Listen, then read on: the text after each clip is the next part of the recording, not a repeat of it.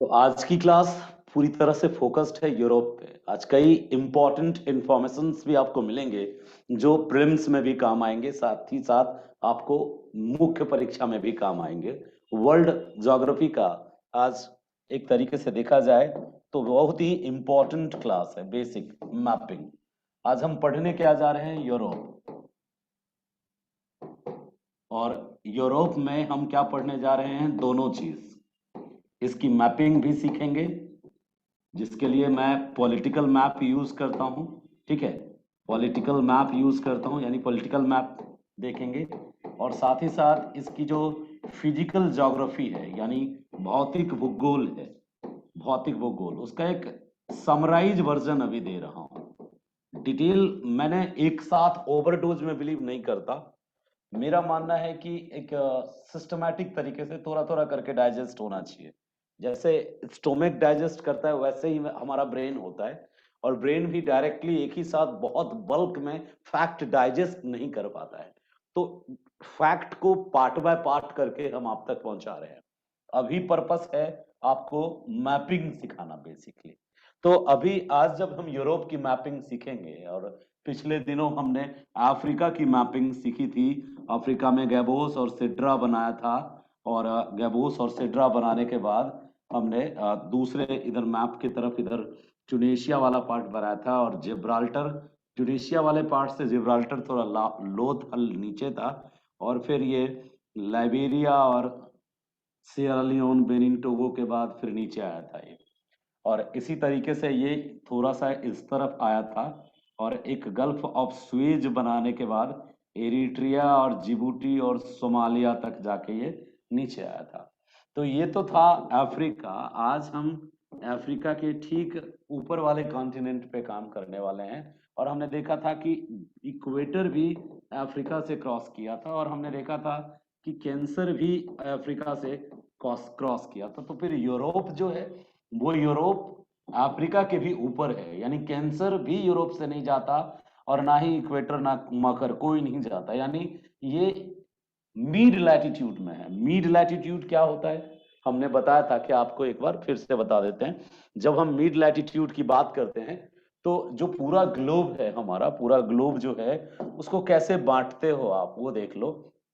पूरे ग्लोब को हम बांटते कैसे हैं? एक तो इक्वेटर होता है जो यहां से गुजरा है, आपने देखा है, ये इक्वेटर है। ये इक्वेटर है। इक्वेटर जो है वो 0 डिग्री है, नो डाउट। इक्वेटर जो है वो 0 डिग्री है।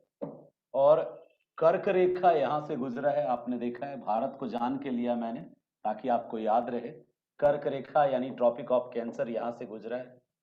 कर्क के ऊपर वाला पार्ट जो है, यहां से यदि हम देखें तो ये भारत का उत्तर वाला पार्ट, आपको पता है ना, 37 डिग्री, यानी कि यहाँ पे 30 डिग्री होगा। ठीक है, तो देखिए 0 से लेके 30 तक, 0 से 30 तक को, चाहे नॉर्थ हो, ठीक है, या फिर साउथ हो, 0 से 30 तक का जो रीजन है, ये तो मकर वाला रीजन है। और मकर के और नीचे चले जाएं तो ये 30 वाला रीजन है।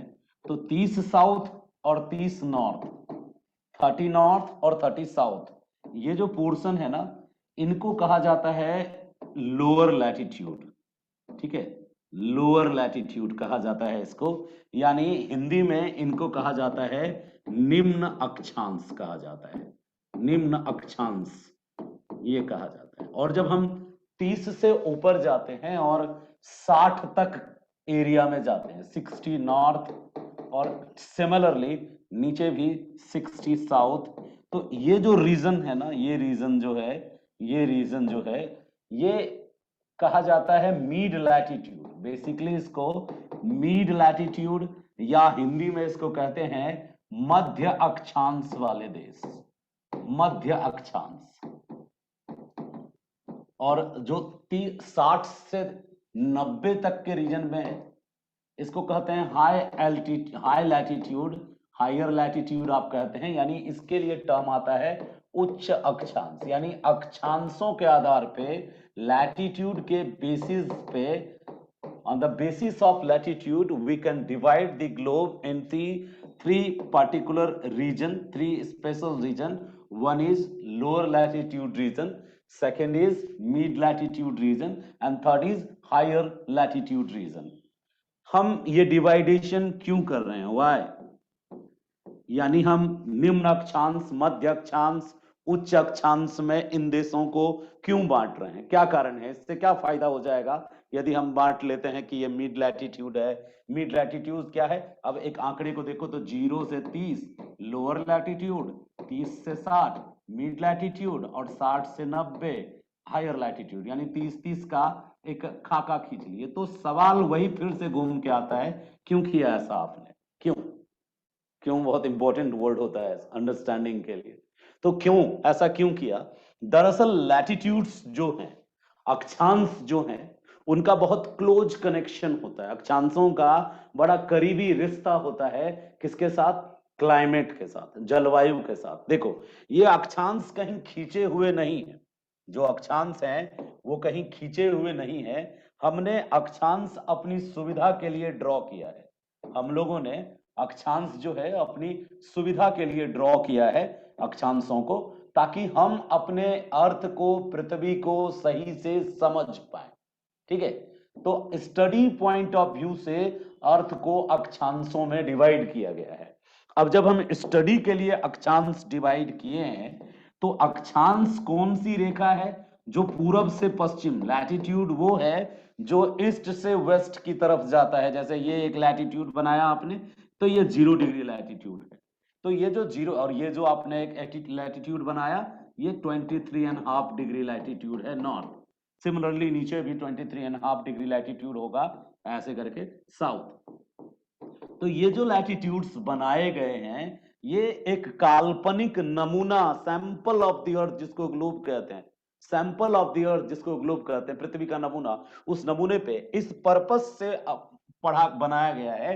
वो पर्पस क्या है? पर्पस भी समझिए। जो सूर्य है, सन है, उसका जो पोजीशन है, सूर्य की जो स्थिति है, वो स्थिति, सूर्य की स्थिति जो है वो अलग अलग होती है। सूर्य की स्थिति जो है वो अलग अलग होती है। यानी जो निम्न अक्षांशीय क्षेत्र है वहां सूर्य लंबवत चमकता है। निम्न अक्षांशीय क्षेत्रों में सूर्य कैसे चमकता है? लंबवत चमकता है, परपेंडिकुलर चमकता है। तो परपेंडिकुलर जहां सन की रेज पड़ेगी, जहां सन की रेज परपेंडिकुलर पड़ेगी, वो region high level of insolation. High level of insolation का मतलब है कि वो maximum quantity of solar energy gain करेगा। वो ये जो है, ये रीजन जो है, ये maximum quantity of solar energy gain करेगा। यानी जो ज्यादा सोलर एनर्जी, इंसोलेशन, सौर ऊर्जा गेन करेगा, उसके लिए वहां की जलवायु भी थोड़ी अलग होगी। इसलिए इसको ट्रॉपिकल रीजन या उष्णकटिबंधीय क्षेत्र कहते हैं, ट्रॉपिकल रीजन कहते हैं। और ट्रॉपिकल रीजन जो होता है, उष्णकटिबंधीय क्षेत्र जो होता है, वो हाई टेम्परेचर गेन करता है और हैवी प्रेसिपिटेशन भी होता है। यानी उच्च तापमान और उच्च वर्षा वाला क्षेत्र होता है। और जिन क्षेत्रों में उच्च तापमान और उच्च वर्षा होगी, जिन क्षेत्रों में उच्च तापमान और उच्च वर्षा, बहुत ज्यादा वर्षा होगी, वो क्षेत्र जो होंगे, जैसे ये पूरा रीजन देखा जाए तो ये उच्च तापमान और अधिक वर्षा वाला रीजन है। देख लो आप कौन कौन सा क्षेत्र आता है। उच्च तापमान और उच्च वर्षा वाला क्षेत्र जो है, इसमें यही सारा रीजन आ रहा है। तो जब इन क्षेत्रों में ज्यादा तापमान होगा, ज्यादा वर्षा होगी, तो इन क्षेत्रों की जलवायु भी वैसी ही होगी। इन क्षेत्रों का क्लाइमेट, इन क्षेत्रों की जो जलवायु होगी वो बिल्कुल वैसी ही होगी। तो हम इसी आधार पे इसको निम्न अक्षांश के क्षेत्र कहते हैं। लोअर लैटिट्यूड का मतलब हो गया tropical region. Basically tropical region से थोड़ा सा ऊपर लेते हैं हम, 23.5 से ऊपर थोड़ा कहां तक ले लेते हैं? तो 30 तक ले लेते हैं, इसको लोअर में बांट लिया। और नीचे भी 30 तक ले लेते हैं, इसको लोअर में रख लिया। 30 से 60 वाला जो रीजन है उसको मिड लैटिट्यूड। और यूरोप संजोग से, सौभाग्य से, यूरोप मिड लैटिट्यूड में है। इसीलिए यूरोप की जो क्लाइमेट होगी वो इंडिया वाले रीजन के क्लाइमेट से बिल्कुल डिफरेंट होगी। क्यों? क्योंकि इंडिया का रीजन जो आता है वो लोअर लैटिट्यूड यानी निम्न अक्षांश में आता है। हम भारत वाले जो हैं जम्मू कश्मीर से कन्याकुमारी तक का जो हमारा क्षेत्र है, मैक्सिमम हिस्सा जो हमारे देश का है, मैक्सिमम पार्ट जो हमारी कंट्री का है, वो किस में आता है? निम्न अक्षांशों में आता है, लोअर लैटिट्यूड्स में आता है, निम्न अक्षांशों में। जबकि जो ऊपर यूरोप वाला हिस्सा है, या रसिया वाला हिस्सा है, या साइबेरिया वाला हिस्सा है, ये रीजन जो है ये मिड लैटिट्यूड में आता है, यानी मध्य अक्षांश में। मध्य अक्षांश वाला क्षेत्र अपेक्षाकृत कम सौर ऊर्जा पाता है। सूर्य की तिरछी किरणें पड़ने के कारण तापमान यहां मध्यम होता है, मॉडरेट टेम्परेचर होता है, और मॉडरेट टेम्परेचर होगा देन मॉडरेट प्रेसिपिटेशन भी होता है, वर्षा भी मध्यम होता है। और कुछ क्षेत्रों में, ज्यादा ऊपरी क्षेत्रों में तो वर्षा होता ही नहीं है, तो क्या होता है? स्नोफॉल होता है। जो अभी यूरोप में लोग रह रहे होंगे वो स्नोफॉल एंजॉय करेंगे, अब दिसंबर जनवरी, अब स्नोफॉल वहां पे वो एंजॉय कर रहे होंगे। ठीक है, क्यों? क्योंकि वो मिड लैटिट्यूड रीजन्स में है। नॉर्दर्न हेमिस्फेयर में, उत्तरी गोलार्ध में, जो अभी मिड लैटिट्यूड रीजन में होगा कंट्री, वो स्नोफॉल एंजॉय करेगा। अब हम आते हैं अपने मुद्दे पे। हमें यूरोप बनाना था और हमने देख लिया कि यूरोप मिड लैटिट्यूड में है। अब यूरोप बनाने के लिए हम सिखाना चाहते हैं आपको। कल हमने एक वर्ड यूज किया था, peninsulas of the peninsula, peninsulas of the peninsula of the peninsulas, यानी यूरोप जो है वो प्रायद्वीपों का प्रायद्वीप है। तो हमने आपको 1 से लेकर 10 तक प्रायद्वीप याद करने के लिए, यानी याद रखने के लिए दिया था। आज आप हमारे साथ उसका अभ्यास कर लेंगे कि वो कौन कौन से प्रायद्वीप हैं जो यूरोप में हैं। ठीक है, मैंने सबसे पहले कहा था एक प्रायद्वीप याद रखना बकेट की तरह। अब आप अपना कॉपी पेन रेडी रखिए, आप हमारे साथ बनाइए, प्रायद्वीप प्रायद्वीप खेलना है। ठीक है, तो सबसे पहले आप प्रायद्वीप बनाइए, एक तिरछा सा बकेट बनाइए, ऐसे बक्सा। बक्सा बनाना बहुत आसान है, ऐसा आप बक्सा बना सकते हैं। एक्यूरेसी पे अभी ध्यान नहीं देना है, मोटा मोटी डिजाइन पे ध्यान देना है। तो आप इस तरह का एक बकेट बना लीजिए। ये बकेट जो है ये पूरा का पूरा स्पेन ही है, समझिए। थोड़ा सा कोना में एक प्लॉट, छोटा सा प्लॉट पुर्तगाल का है, यानी ये पूरा बक्सा स्पेन का है। और एक छोटा सा देश है जिसका बड़ा नाम सुनते थे, वो स्पेन के इस बक्से में बस छोटा सा अपना एरिया रखता है, इस कोने पे, समुद्र के किनारे। तो पुर्तगाल और स्पेन का ये पूरा पेनिनसुला है, प्रायद्वीप है। और इस प्रायद्वीप को किस नाम से पुकारते हैं? ठीक है, इस प्रायद्वीप को मैं, देखो ये सारी चीजें चाहूं तो मैं ओपनली यूट्यूब पे भी पढ़ा सकता हूं, लेकिन कदर नहीं होगी उस तरीके की, और ना ही मुझे मजा आएगा, क्योंकि वहां हर तरह के लोग आते हैं। और मैं बचपन से एक चीज में बिलीव करता हूं कि जिसको आप में रुचि ना हो उसको आप अपने वर्ल्ड में प्लेस मत दीजिए। हीरा तहां न खोलिए जहां छोटी हो बाट, और कसकर गठरी बांधिए, वही हाट होता है, हाट। छोटे बाजारों में हम उतना ज्यादा वर्क नहीं करना चाहते। हमने बिगिनिंग में स्टार्ट करी थी कि मैपिंग पढ़ाऊं मैं, वर्ल्ड मैप। बहुत सपोर्ट मिला, जब मात्र 500 सब्सक्राइबर थे उस समय मैंने पहली बार वर्ल्ड मैप सीरीज स्टार्ट की थी। फिर मुझे लगा कि अनवांटेड एफर्ट है, हम जो स्पेशलिस्ट बच्चा है जो ऑप्शनल लेगा उस पर एफर्ट करें तो वो ज्यादा बेटर होगा, मुझे भी सेटिस्फेक्शन होगा कि मैंने उसको थोड़ा और बेहतर तरीके से प्रस्तुत किया। और ऐसे किसी चीज को ना, जैसे गोभी है, जब जब उसका सीजन नहीं होता है ना गोभी का, तो फिर यदि इजिली अवेलेबल हो जाता है, जब गोभी इजिली अवेलेबल हो जाता है तो 2 किलो पर केजी भी कोई नहीं पूछता है। और जब गोभी बड़ा डिफिकल्टीज से पेमेंट करके लाया जाता है कि 100 रुपया किलो चल रहा है, भाई स्वाद जबरदस्त आता है, मानो या ना मानो। ठीक है, स्वाद इतना मस्त आता है कि 2 पीस भी गोभी पड़ी थाली में तो ऐसी तृप्ति होती है जैसे तुरंत अभी इंद्र के दरबार से अमृत आया हो। तो वैल्यू, चीजों की वैल्यू जो होती है वो डिपेंड करती है आपकी साइकोलॉजी पे। और जो वैल्यू, जिसकी कोई वैल्यू नहीं होती आपके पास, उसमें इंटरेस्ट नहीं होता आपको, रुचि नहीं होती आपको। ये रीजन है, बहुत इंपॉर्टेंट साइकोलॉजी है। यदि मैं कितनों बेहतर तरीके से उसको यूट्यूब पे पढ़ा दूं, व्यक्ति या बच्चा उसको उस तरीके से ना तो रिस्पेक्ट मिलेगा ना बेनिफिट ले पाएगा, थोड़ा देखेगा और उसको छोड़ देगा। जब आप कोई पुस्तक खुद खरीद के घर ले आते हैं ना, वो पुस्तक आपकी अपनी पुस्तक होती है, तो विश्वास करिए वो पुस्तक इंतजार में रहती है कि कब आप उसको फिनिश करोगे। और आपका ब्रेन आपके साथ क्या खेलता है? ब्रेन आपसे कहता है अरे तुम्हारा ही तो है, कौन ले जा रहा है। वो देख जो तेरा नहीं है। तो खुद की किताब ऐसे सड़ी की सड़ी रह जाती है। एटलस बरसों से तुम्हारे घर में धूल खा रहा है, लेकिन एटलस में रुचि नहीं है। लेकिन यहां जो हम चीज पढ़ रहे हैं इसमें रुचि है। क्यों? क्योंकि ये नयापन दिखा रहा है। तो मस्तिष्क हमेशा नयापन की तरफ ले जाता है और किसी भी चीज को पूरा नहीं करने देता है। विश्वास मानो, तुम्हारा ब्रेन यदि तुम्हारे नियंत्रण में नहीं है तो तुमको किसी चीज को फिनिश करने नहीं देगा। थोड़ा शुरू करोगे और तुम्हारा ब्रेन तुमको ना इरिटेट करेगा, चल चल छोड़, अब कुछ नया करते हैं, अब कुछ नया करते हैं। तो या तो ब्रेन की इस कमी को स्ट्रॉन्ग पावर में कन्वर्ट कर लो कि एक दिन में 3-4 सब्जेक्ट को पढ़ो। यदि तुम ऐसा तुमको लगता है कि तुम्हारा ब्रेन एक चीज पर टिकता नहीं, सबके साथ ऐसा नहीं होता, मैं बता रहा हूं, किसी के साथ होता, मेरे साथ तो नहीं होता। मैं जिस चीज पे पड़ गया सो पड़ गया, छोड़ के नहीं भागूंगा। ठीक है, पूरे फिनिश करने की कोशिश रहेगी। और फिनिश तब नहीं करूंगा जब उसको बिल्कुल ही रिस्पॉन्स नहीं मिलेगा। यानी मुझे थोड़ा सा वो वाला रिस्पॉन्स वाली फोबिया, रिस्पॉन्स वाला मेनिया है। ठीक है, तो ये अभी ध्यान से सुनना। यूरोप आज के बाद कभी आपको ना तो मैप सीखना होगा, ना यूरोप के बारे में कोई जानकारी की कमी होगी। ध्यान से देखते जाना। ये जो पूरा हमने एक बक्सा सा, पोटली सा बनाया है, जैसे लग रहा है इंक का दवात आता था बचपन में। मैं ड्राइंग सीखता था तो मैं ऐसे दवात बनाता था, दवात, इंक की बॉटल बनाता था।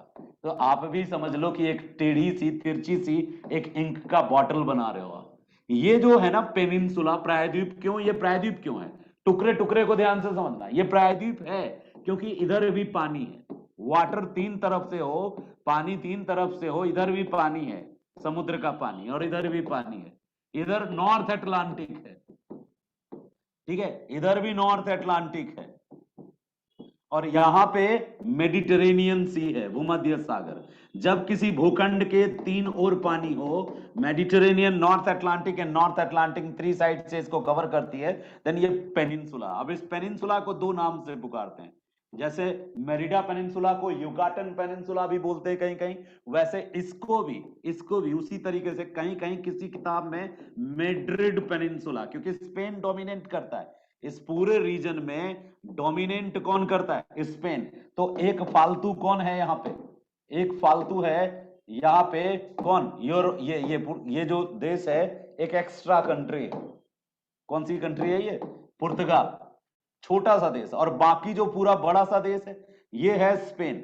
यहाँ पे एक माउंटेन है, पर्वत है, एक पर्वत है, ठीक है। और ये पर्वत स्पेन और फ्रांस के बीच नेचुरल बॉर्डर बनाता है। ये पर्वत जो है, इसके उस तरफ स्पेन है और इस तरफ क्या है? सॉरी, इस तरफ स्पेन है, ये स्पेन है, और इस पर्वत के उस तरफ, दूसरी तरफ फ्रांस है। ठीक है, तो ये पूरा पेनिनसुला जो है स्पेन का पेनिनसुला माना जाता है। इसीलिए कहीं कहीं इसको मैड्रिड प्रायद्वीप बोलते हैं, प्रायद्वीप बोलते हैं। और कहीं कहीं जो ज्योग्राफिकली इसको पुकारता है वो इसको आइबेरियन पेनिनसुला बोलता है, क्योंकि आइबेरियन वर्ड जो आया है ना, ये पर्वत से आया। यहाँ एक छोटी सी पहाड़ी है, एक मैसिफ है, एक ऊंचा सा पठार जैसा संरचना है जो आइबेरियन नाम से जाना जाता है। इसलिए इसको कहीं कहीं आइबेरियन प्रायद्वीप के नाम से पढ़ोगे, किसी किताब में मैड्रिड के नाम से पढ़ोगे। ये पूरा का पूरा पेनिनसुला आइबेरियन पेनिनसुला या मैड्रिड पेनिनसुला कहलाता है। 2 ही देश हैं इस पेनिनसुला में, एक तो इसका सबसे बड़ा स्पेन है, और एक छोटा सा देश है, तट के किनारे है, समुद्री यात्रियों का देश है, समझो मछुआरों का देश है, पुर्तगाल। पुर्तगाली आपने सुना होगा, पुर्तगाल जो है एक छोटा सा देश है यहाँ पे, ठीक है, पुर्तगाल। तो आगे आते हैं, इस अगले पॉइंट पे आते हैं, इसके बाद वाले पेनिनसुला पे आते हैं। तो पहला पेनिनसुला हमारा कौन था? पेनिनसुला पे भी ध्यान देते जाना, आइबेरियन पेनिनसुला था हमारा। और आइबेरियन पेनिनसुला के बारे में हमने सिर्फ एक ही चीज जाना कि ये पेनिनसुला मेनली स्पेन का है, और इसमें छोटा सा एक देश है पुर्तगाल। अब स्पेन के बारे में काफी कुछ कहानियों में पढ़ेंगे। स्पेन का राजा हेनरी, स्पेन की रानी इसाबेला, और स्पेनिश लैंग्वेज सुना होगा, टियामो मी टियामो सुना होगा आपने। टियामो स्पेन में आई लव यू को बोलते हैं, मी टियामो आई लव यू टू। ठीक है, आगे चलते हैं नेक्स्ट पॉइंट पे। म्यूजिक जो है इसका बहुत फेमस है। यहाँ पे टमेटो वाला एक फेस्टिवल होता है, वो बहुत फेमस है। तो होली रंग की जगह ये टमाटर से खेलते हैं, और फिल्मों में बड़ा ज्यादा, ये फिल्मों का एट्रैक्टिव पॉइंट है। ये फिल्में काफी बनती हैं यहाँ पे, ठीक है। इस लोकेशन फिल्मों के लिए इसको चुनते हैं लोग। यहां के बाद एक पेनिनसुला इस तरफ है, और इस पेनिनसुला का जो नाम है, ये इस पेनिनसुला का नाम है ब्रिटनी पेनिनसुला। ब्रेटनी पेनिनसुला, ब्रिटनी कहीं लिखा रहेगा, कहीं ब्रेटनी लिखा रहेगा। ब्रिटनी पेनिनसुला नाम है, ब्रिटनी प्रायद्वीप। जिस प्रायद्वीप पर फ्रांस स्थित है ना, उस प्रायद्वीप का, जैसे एक ओर पानी, दूसरी ओर पानी और तीसरी ओर पानी, तीन तरफ पानी है इस प्रायद्वीप के। और इस प्रायद्वीप का नाम क्या है? ब्रिटनिन पेनिनसुला। ब्रिटनिन पेनिनसुला, ब्रिटनी प्रायद्वीप। और इसी प्रायद्वीप में फ्रांस है। देखो, फ्रांस का इतिहास यानी यूरोप का इतिहास, ठीक है। फ्रांस में जो कैरेक्टर था एक नेपोलियन बोनापार्ट, उसके बारे में ऐसा कहा जाता था कि नेपोलियन जब छींकता है तो पूरे यूरोप को जुकाम हो जाती है। इतना पावरफुल था वो नेपोलियन कि वो पूरे यूरोप को अफेक्ट करता था, प्रभावित करता था। बाद में उस नेपोलियन की जान कहां निकली? वो अफ्रीका के पास उस अटलांटिक, दक्षिणी अटलांटिक महासागर में एक द्वीप है, आइलैंड है, वहां उसको बंद करके रखा गया था नेपोलियन बोनापार्ट को। बताएंगे उसके बारे में कभी, जब हम वर्ल्ड हिस्ट्री डिस्कस कर रहे होंगे थोड़ा बहुत, तो उसमें चर्चा करेंगे जीएस वाले पेपर में। ब्रिटनिन पेनिनसुला में फ्रांस है। देखो, फ्रांस के जस्ट बगल में, जहां फ्रांस खत्म होता है ना, उसके बॉर्डर से सटा एक देश है जिसके बारे में हम बताएंगे आपको, जर्मनी। इन दोनों में सांप और नेवले जैसी दुश्मनी है। जर्मनी और फ्रांस में वही दुश्मनी है जैसे सांप और नेवला एक दूसरे को देखते ही टूट पड़ता है, ऐसी दुश्मनी है, खानदानी। पता है, ऐसी दुश्मनी अक्सर गोतियारी में होती है, गोतिया में होता है, गोतिया। दरअसल फ्रांस पहले देश नहीं था। ह्यूमन, मानव की बस्तियां सबसे पहले जर्मनी में डेवलप हुई थी, यूरोप में। यूरोप में प्राचीन काल के मानवों ने जहां बस्तियां बसाई थी, वो जर्मनी था। आपने कई कई कई बच्चों ने आप में से सुना होगा, नियंडरथल मानव सुना होगा आपने, नियंडरथल मानव सुना होगा आपने। कई सारे मानव की प्राचीन प्राचीन प्रजाति है नियंडरथल मानव। जैसे ऑस्ट्रेलोपिथिकस आपने सुना है ना, ऑस्ट्रेलोपिथिकस वो अफ्रीका में था। वैसे ही नियंडरथल मानव, नियंडरथल की घाटी यूरोप में, जर्मनी में है, ठीक है। पिकिंग मानव फिर चीन में है, चीन की तरफ है पिकिंग मानव। जावा मानव इंडोनेशिया में, वही इंडोनेशिया जो कभी डचों की कॉलोनी हुआ करती थी, इंडोनेशिया, ठीक है। तो इंडोनेशिया में जावा मानव, चीन में पिकिंग मानव, और जर्मनी में नियंडरथल मानव, और अफ्रीका में वो एस्ट्रेलोपिथिकस। इनमें सबसे प्राचीन मानव समुदाय जो था, मानव जो था, सबसे प्राचीनतम मानव जो आदि मानव से मानव बना था, वो ऑस्ट्रेलोपिथिकस था। सबका पूर्वज, हमारा पूर्वज, तुम्हारा पूर्वज, दुनिया के सभी मानवों का पूर्वज ऑस्ट्रेलोपिथिकस था। अब ऑस्ट्रेलोपिथिकस के बाद वाले जो मानव थे, जो उनसे विकसित थे, उनको, उनमें से आता है नियंडरथल, क्रो मैग्नान, सुना होगा आपने। तो ये जो नियंडरथल की घाटी है, जर्मनी में है। कहते हैं कि जर्मनी में सबसे पहले सिविलाइज्ड लोग यूरोप में जो आए, वो जर्मन थे, शुद्ध थे, प्योर थे। आज भी जर्मन अपने को गौरवशाली इतिहास मानता है, अपना इतिहास गौरवशाली मानता है। हिटलर भी खुद को प्योर, शुद्ध शुद्ध रक्त वाला मानता है। क्यों? ये जो शुद्ध रक्त है, ये क्या कॉन्सेप्ट है? ये प्योर ब्लड, हिटलर का जो कॉन्सेप्ट था कि हम प्योर ब्लड वाले हैं, ये क्या कॉन्सेप्ट है? देखो, प्योर ब्लड इसलिए वो दावा करता था बिकॉज उसका कहना था कि हमारे पूर्वज यहीं विकसित हुए और उसी पूर्वज से हम विकसित हुए, हमारे पे दूसरा कोई नहीं आया। जैसे कि मान लीजिए, जो हमारा पर्टिकुलर रीजन है, नॉर्थ ईस्ट रीजन है, या फिर जो मंगोलिया के लुटेरे आए, मंगोलिया के जो मंगोल आए, वही कुबले खां, चंगेज खां, ये लोग आए, इन्होंने यहाँ के ब्लड को गंदा कर दिया। कैसे? 6-6 महीना रहे, दुनिया के सबसे बड़े बलात्कारी थे, पुरुषों को मार डाला, महिलाओं में अपने जो अपनी ब्रीड थी वो छोड़ गए, तो लोग अब उनके जैसे दिखते हैं इस पूरे रीजन में। ब्रीड बदल दिया उसने, तो प्योर ब्लड नहीं है ये। क्यों? क्योंकि ये दो ब्रीड से बने हैं। एक तो जो इधर का जो यहाँ की जो प्रजाति पहले से थी, वो उनकी मदर थी, और फादर मंगोलिया के, तो मिक्स ब्रीड बन गए ये। तो ये जो कॉन्सेप्ट है,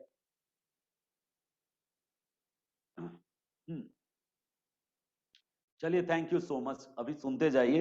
ये पर्सनल मैसेज है, इसलिए मेरी कोशिश है चीजों को जोड़ने की। मेरा मानना है चीजें जितना जोड़ोगे ना आप, लंबे समय तक याद रहेगी। जुड़ाव यदि किसी से हो, इंसान से हो, शब्दों से हो, सूचनाओं से हो, अटैचमेंट बहुत जरूरी होता है। जुड़ाव लॉन्ग टर्म तक याद आता है। किसी से यदि आपका जुड़ाव है, तो वो लंबे समय तक आपको रह रह के याद आता है। और कोई जुड़ाव नहीं है, तो लोग तो आते जाते रहते हैं जिंदगी में भी और सड़कों पे भी। उसी तरह से इंफॉर्मेशन भी है, सूचनाओं के साथ कोई जुड़ाव है, उसको कहीं से अटैच कर लिया आपने तो वो सूचनाएं याद रहेंगी। आज एक बहन फोन करके कह रही, सर आप जब पढ़ाते हो ना तो आपके चेहरे का एक्सप्रेशन के कारण चीजें याद रह जाती है। वो कह रही थी कि आप पढ़ा रहे थे औरंगजेब के बारे में, हिस्ट्री का वो मैं स्पेक्ट्रम सीरीज देख रही थी, औरंगजेब के बारे में पढ़ा रहे थे, तो जब आपने जिंदा पीर बोला तो आपका फेस एक्सप्रेशन मुझे याद रह गया, और उसके कारण मैं जब भी पढ़ती हूँ औरंगजेब तो मेरे दिमाग में ऑटोमेटिकली जिंदा पीर आ जाता है कि जिंदा पीर कहते हैं औरंगजेब को। दरअसल कनेक्ट करने के लिए कोशिश करता हूं। तो अब देखो यहां भूलना नहीं है, एक पेनिनसुला पढ़े हम, आइबेरियन पेनिनसुला, और आइबेरियन पेनिनसुला में हमने पढ़ा स्पेन को और हमने पढ़ा पुर्तगाल को।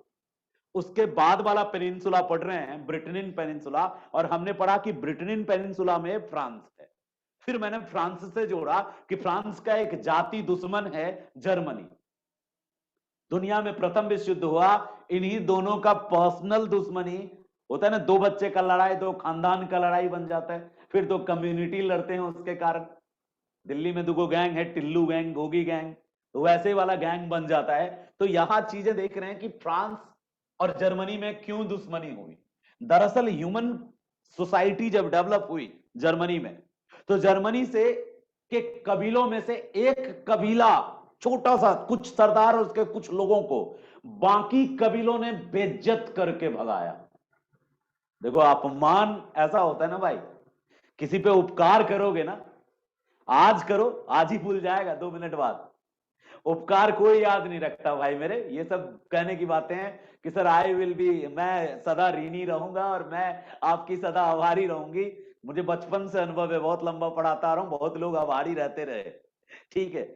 अब उपकार कोई याद नहीं रखता, आप कितनों अपना जान निकाल के मरोड़ दो किसी के सामने और उपकार कर दो, वो याद नहीं रखेगा। ये सोच के उपकार करना कि सामने वाला नहीं याद रखने वाला, जिस दिन उसका काम हो गया वो बन गया अधिकारी, फिर तुमको घंटा याद नहीं रखेगा भाई। मैं बहुत सारे ऐसे लोगों को जानता हूं जिन पे मैंने बड़े उपकार करे और वो आज भूल गया मुझे। तो उपकार मैं ये सोच के करता हूं कि सामने वाला याद रखने वाला नहीं है। अपमान बहुत सोच समझ के करना, क्यों, अपमान आदमी कभी नहीं भूलता, ठीक है, सूद समेत लौटाने आता है वो। आज ना आए तो अगली पीढ़ी में आएगा, अपने बच्चे को मरने से पहले बता जाएगा बेटा एक बार ये मेरे साथ ऐसा किया था, फिर बेटा अपने बेटे को बता जाएगा। और यही है फ्रांस और जर्मनी की कहानी। दरअसल जर्मनी में एक कबीला हुआ करता था, और सेशंस या ऐसे कुछ नाम था कबीले का।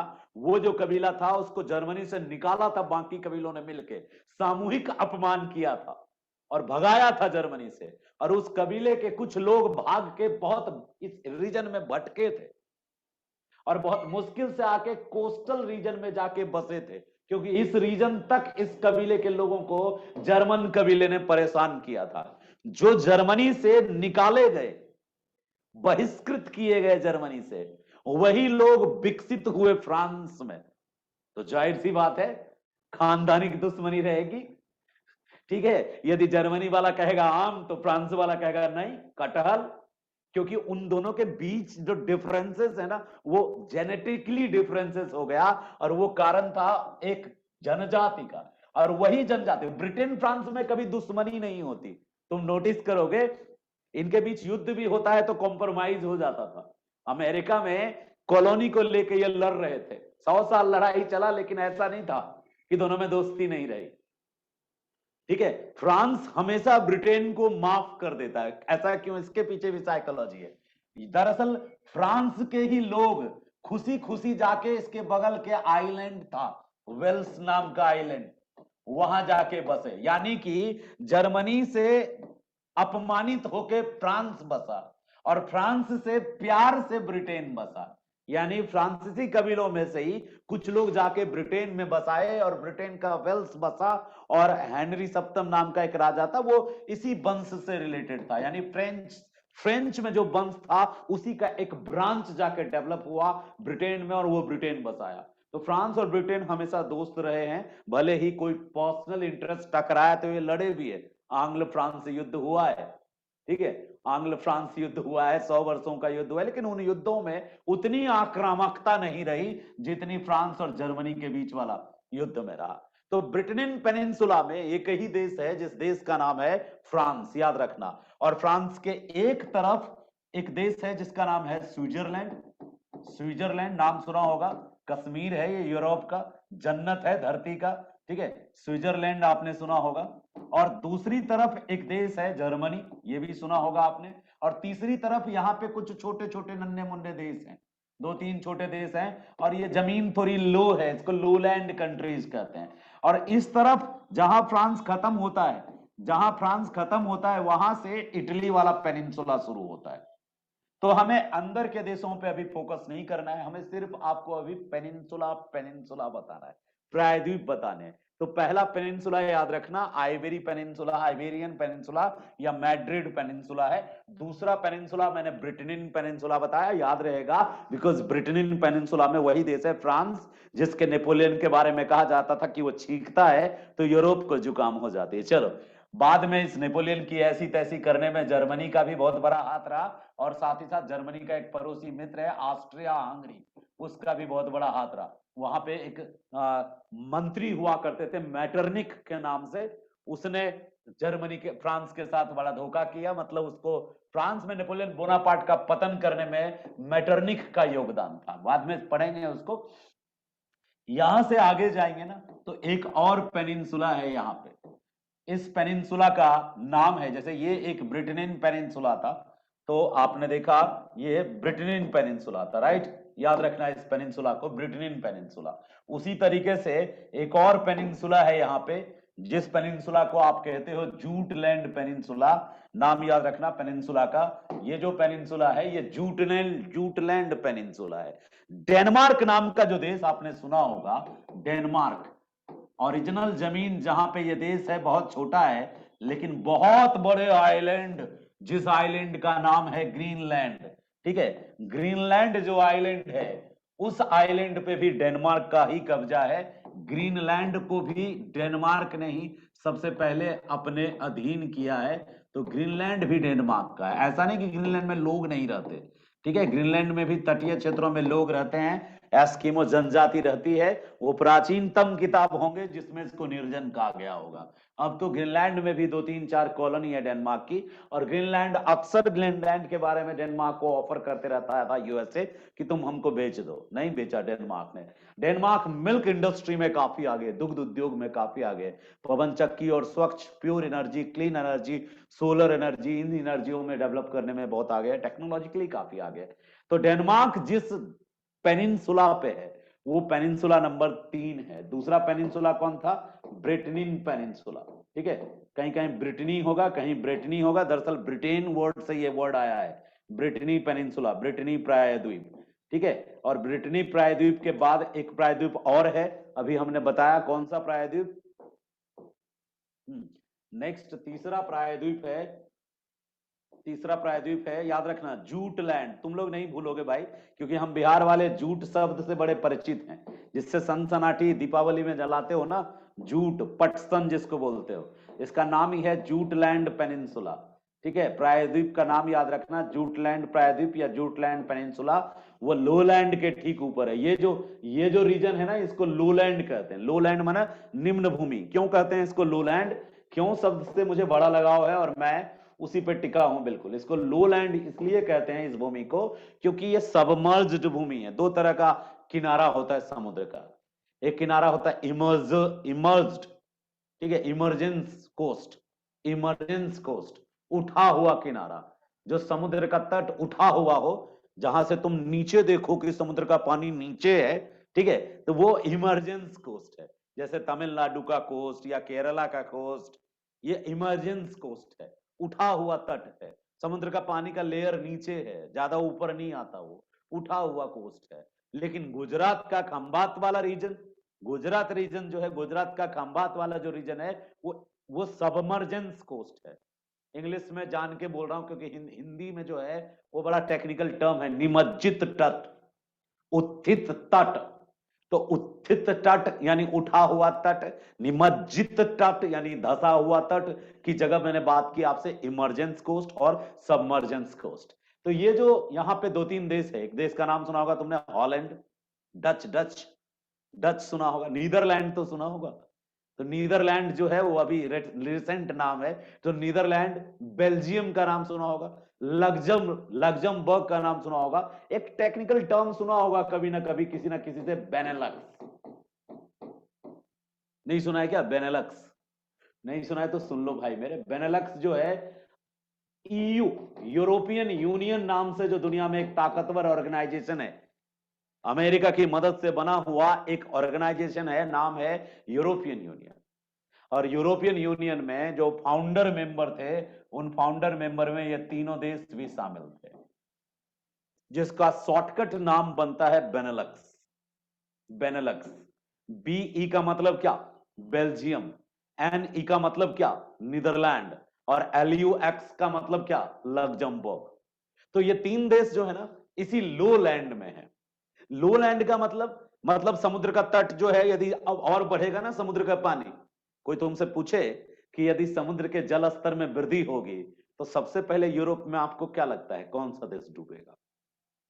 देखो वो बस तुमसे जानना चाहता है कि तुम्हें लो लैंड आता है कि नहीं। लोलैंड कंट्रीज के बारे में तुम कितना जानते हो, ये यदि चेक करना चाहेगा इंटरव्यूअर, वो ज्योग्राफी का मान लो टीचर है और ज्योग्राफी का एक्सपर्ट है और इंटरव्यू पैनल में बैठा है, और तुम्हारा ज्योग्राफी ऑप्शनल है, तो तुमसे ये क्वेश्चन यहां से बन सकता है। वो पूछ देगा कि सुनने में आया है कि समुद्र का जल स्तर बढ़ रहा है, तो यदि समुद्र का जल स्तर ऐसे ही बढ़ता रहा तो यूरोप में सबसे पहले कौन सा देश डूबेगा? आपको क्या लगता है? मतलब वो सीधा सा क्वेश्चन पूछ रहा है, डू नो व्हाट बेनेलक्स? तो बस तुमको बेनेलक्स बोलना है। यानी बेल्जियम, लग्जमबर्ग और नीदरलैंड जो हैं, ये लोलैंड कंट्रीज हैं, निम्न भूमि के देश हैं। और निम्न भूमि कैसे हैं? आप कैसे कह सकते हो कि वही पहले डूबेगा? आप कैसे कह सकते हो कि उसकी ढाल समुद्र की तरफ ज्यादा है? एक नदी है जो जीवन रेखा है यूरोप की, जिसको राइन नदी के नाम से जानते हैं, राइन नदी। ठीक है, जर्मनी से होती हुई बहती हुई कई देशों से बहती हुई आती है, वहीं जाके गिरती है। यदि ढाल नहीं होती तो यूरोप की कई नदियां उस ओर क्यों जाती?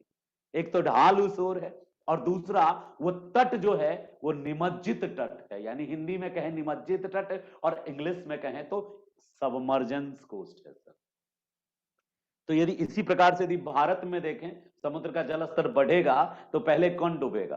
केरला, तमिलनाडु, गोवा या गुजरात? Of course Gujarat. गुजरात का जो कुछ रीजन है वो सबमर्जेंस रीजन है। जैसे द्वारिका डूब गया, कभी द्वारिका जो था गुजरात के तटीय क्षेत्र में स्थित एक नगर हुआ करता था, प्राचीन कालीन खंडर। आज समुद्र के नीचे लोग स्कूबा डाइव करके देखने जाते हैं द्वारिका के उस बिल्डिंग के अवशेष को। कई सारे ऐसे वीडियोस अवेलेबल हैं जिसमें द्वारिका के बिल्डिंग के अवशेष को देखने लोग समुद्र के नीचे स्कूबा डाइव करके जाते हैं। तो वो डूब गया, तटीय क्षेत्र डूब गया। क्यों? सबमर्जेंस कोस्ट है। ठीक है, कोलकाता की तरफ भी सबमर्जेंस कोस्ट है, तभी तो गंगा और उसकी सारी सहायक नदियां उस ओर जाती है। तो जहां जहां पे नदियां अपना मुहाना बना रही है, वो पार्टिकुलर रीजन सबमर्जेंस कोस्ट है, वो पार्टिकुलर रीजन सबमर्जेंस कोस्ट है। गुजरात में हम क्यों कह रहे हैं कि खंभात सबमर्जेंस कोस्ट है, निमज्जित तट है, यानी नीचा तट है, जहां पानी आ जाएगा, नीचा तट है। क्यों कह रहे हैं हम? क्योंकि देखो नर्मदा, ताप्ती, भोगवा, साबरमती, सब नदी वहीं गिर रही है। कहां? वही खंभात की खाड़ी में। खंभात की खाड़ी के आसपास वाला रीजन डाउन है, तब ना सब तरफ का नदी वहीं आ रही है। वो डाउन है, यदि वो अप रहती तो नदी कैसे वहां पे उतरती? इतनी नदियां, माही, साबरमती, सुना होगा आपने, माही, साबरमती, भोगवा, ये सारी नदियां वहीं उतर रही होती। लूनी भी उधर ही जा रही होती है। वो तो लूनी को रास्ते में डेजर्ट मिलता है तो पी जाता है उसको, तो भूमिगत हो जाती है। तो ये सारी कॉन्सेप्ट भी साथ में समझते चलो, जोड़ते चलो, चीजें जो इधर उधर कनेक्ट हो रही है ना, ये टाका जान के मारा जा रहा है ताकि तुम्हारे दिमाग में भारी चीजें भी ठहरे यदि इन चीजों से जुड़ के। चलो याद रखिएगा, ब्रिटनी पेनिनसुला को आप याद रखेंगे, और याद रखेंगे जूटलैंड। ये जूटलैंड वही है जहां डेनमार्क है। डेनमार्क मिल्क इंडस्ट्रीज में राजा हुआ करता है देश का, दुनिया का। डेनमार्क और न्यूजीलैंड काफी आगे है। तो डेनमार्क के बाद वाला जो रीजन इधर से शुरू होता है, और ये वही रीजन है क्या? बेनेलक्स का रीजन है। तो जब तुम अब आप अपना एटलस देखोगे जो खरीद के लाए बाजार से, स्कूल एटलस या बाकी जो भी खरीदे आप, या आपके कमरे के दीवार पर जो वो वर्ल्ड मैप सदियों से इंतजार कर रहा है कि कभी आप अपना कीमती वक्त, अपनी मोहब्बत भरी आंखें उसकी ओर भी देखोगे, तो एक नजर अब प्यार से उसको भी देख ही लेना, क्या पता उसको भी तुमसे मोहब्बत हो जाए और वो याद रहे तुमको। ठीक है, बहुत जरूरी है, प्यार से देखना है उसको अब, और ढूंढना है कहाँ है, कहाँ हो मेरी बेनेलक्स। ठीक है, बेल्जियम, नीदरलैंड और लग्जमबर्ग को प्यार से देखना है, और ये ढूंढना, मुद्दा दे देता हूं, क्या ढूंढोगे, इनमें से लैंडलॉक कौन है? कोई एक है जो स्थलारुद्ध है, मतलब समुद्र के किनारे तक नहीं है वो, तो वो कौन है जो लैंडलॉक है, और कौन है जो समुद्र तट तक है? तो बेनेलक्स जरूर देखना, लोलैंड कंट्रीज। हालांकि डेनमार्क को भी लोलैंड में कई जगह आपको मिलेगा, डेनमार्क भी लोलैंड में शामिल है, डेनमार्क, लेकिन कुछ रीजन ही है, कुछ पहाड़ी रीजन भी है वहां पे। अब डेनमार्क के बाद देखो, अब हम अगले पेनिनसुला की तरफ चल रहे हैं, और ये वाला पेनिनसुला काफी बड़ा सा पेनिनसुला है, तो हम उस पेनिनसुला तक जा रहे हैं जो पेनिनसुला दिखने में बिल्कुल ड्रैगन टाइप का है। ठीक है, तो हम उस पेनिनसुला की तरफ चल रहे हैं। ये पेनिनसुला यहीं से बनना शुरू हो जाता है, ये जर्मनी का तट है समुद्र का, और यहाँ पे एक समुद्र है जिसका नाम है बाल्टिक सागर। हम किस समुद्र के किनारे किनारे चल रहे हैं? बाल्टिक सागर। और यहां जहां हमने डेनमार्क लिखा है, जहां पे मैंने डेनमार्क लिखा है, यहां पे कौन सा समुद्र है? यहां पे जो समुद्र है इसका नाम है उत्तरी सागर। ठीक है, नॉर्थ सी, उत्तरी सागर, ये उत्तरी सागर है, ये नॉर्थ सी है, उत्तरी सागर, और ये बाल्टिक सी है, बाल्टिक सागर। और इन दो सागरों को मिलाने के लिए एक नहर भी बना है, और उस नहर को हम, बिहार के जो लोग हैं ना, बहुत क्रिएटिव माइंड है, तो हम याद करते हैं ऊ बाल्टी में कील है, यानी ऊ यानी उत्तरी सागर, अब बाल्टी यानी बाल्टी, और कील मना कील नहर। दरअसल वो उत्तरी सागर यानी नॉर्थ सी और बाल्टिक सी को कनेक्ट करती है, जोड़ती है एक नहर, जिस नहर का नाम है कील नहर, याद रखिएगा। तो क्यों बना ये कील नहर? तो दो पेनिनसुला के कारण ये कील नहर बनाना पड़ा। एक पेनिनसुला इधर से आया ऐसे करके, और इसने इसको ऐसे कवर अप कर लिया, और ऐसा लग रहा था जैसे ड्रैगन है, बाल्टिक सी के ऊपर से एक ड्रैगन जैसा स्ट्रक्चर बन के आ रहा है। ठीक है, एक बार फिर से इसको हम ड्रैगन को बनाना चाहेंगे। जो ये जर्मनी था, फिर पोलैंड है, यहाँ कुछ देश है लिथुआनिया, एस्टोनियो करके, और फिर ये स्वीडन वाला देश है। और इधर से ऐसे लगेगा जैसे माउथ खोला है, और इधर से ऐसा लगेगा जैसे ड्रैगन का सिर है, कांटा कांटा इस तरह का कटा फटा। क्यों कटा फटा है? और उसके बाद यह लगेगा ड्रैगन के पीठ पे एक ऐसे ही उठा हुआ थैला है। तो ड्रैगन आंख बना दो तो सही में ड्रैगन जैसा फील देगा। ठीक है, आंख ड्रैगन जैसे, ये ड्रैगन का माउथ है। दरअसल ये ड्रैगन वाला जो पूरा का पूरा सीन है, ये सिस्टम है, इसको हम समझ लेते हैं थोड़ा। ये भी एक पेनिनसुला है, और इस पेनिनसुला का नाम क्या है, जरा उस पेनिनसुला को भी समझ लेते हैं। एक ये पेनिनसुला है, एक ये पेनिनसुला है। इस पेनिनसुला का नाम क्या है? इसको कहते हैं स्कैंडिनेवियन पेनिनसुला, स्कैंडिनेवियन पेनिनसुला। और इसके बगल में जो एक पेनिनसुला है उसको क्या कहते हैं? इसको कहते हैं कोला पेनिनसुला। तो देखो, दो पेनिनसुला एक जगह दिख रहा है, और इन दोनों पेनिनसुला को हमें ध्यान से समझना है। अभी हम कितने पेनिनसुला पे पहुंचे हैं ये भी देख लो। एक हमारा पेनिनसुला था आइबेरियन पेनिनसुला, दूसरा पेनिनसुला था ब्रिटेनियन पेनिनसुला, तीसरा पेनिनसुला था जूटलैंड पेनिनसुला, और चौथा पेनिनसुला है स्कैंडिनेवियन पेनिनसुला। ये जो स्कैंडिनेवियन पेनिनसुला है, दरअसल ये स्कैंडिनेवियन शब्द जो आया है, स्कैंडिनेविया का प्रायद्वीप हिंदी में बोलते हैं, इंग्लिश में बोलते हैं स्कैंडिनेवियन पेनिनसुला। तो दरअसल इसके बीच से एक पर्वत गुजरा है, एक प्राचीन कालीन पर्वत, एक प्राचीन काल का माउंटेन है जो इसके बीच से गुजरा है, और उसी माउंटेन के कारण इसका नाम पड़ा है स्कैंडिनेवियन। माउंटेन का नाम है स्कैंडिनेवियन माउंटेन। और ये माउंटेन इस पेनिनसुला को दो देशों में बांटती है। एक देश है स्वीडन, याद रखना, एक देश क्या है? स्वीडन। और दूसरा देश कौन है? नॉर्वे। काफी सारे इंफॉर्मेशन है मेरे पास तुमको देने के लिए। ठीक है, तुमको देने के लिए काफी सारे इंफॉर्मेशन है मेरे पास यहाँ पे। एक तो स्कैंडिनेवियन माउंटेन बहुत प्राचीनतम माउंटेन, पुराना पर्वत है, अरावली के टाइम का। अरावली जैसे पुराना भारत में सबसे पुराना पर्वत है अरावली है, वैसे ही स्कैंडिनेवियन उसी के उम्र का है, हम उम्र, हम साथी। ठीक है, स्कैंडिनेवियन माउंटेन। इसके उत्तर में नॉर्वे है और दक्षिण में स्वीडन है। तो नॉर्वे तो एकदम बिल्कुल पोल में सट जा रहा, पोलर रीजन में सट जा रहा, उत्तरी ध्रुव में सट जा रहा। वहां इंसान रह कैसे लेता है, जबकि वहां 6 महीने का दिन होता है और 6 महीने की रात होती है। सोने वाले के लिए तो जन्नत है फिर।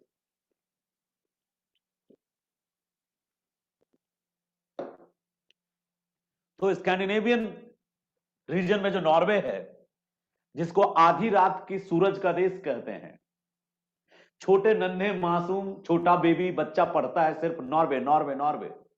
ऐसा नहीं है कि आधी रात, 6 महीना विंटर और 6 महीना समर, 6 महीना दिन और 6 महीना रात केवल नॉर्वे या स्वीडन में नहीं होता, इधर भी होता है, रसिया में भी, जो साइबेरिया वाला रीजन है, क्योंकि साइबेरिया भी पोल के नजदीक है।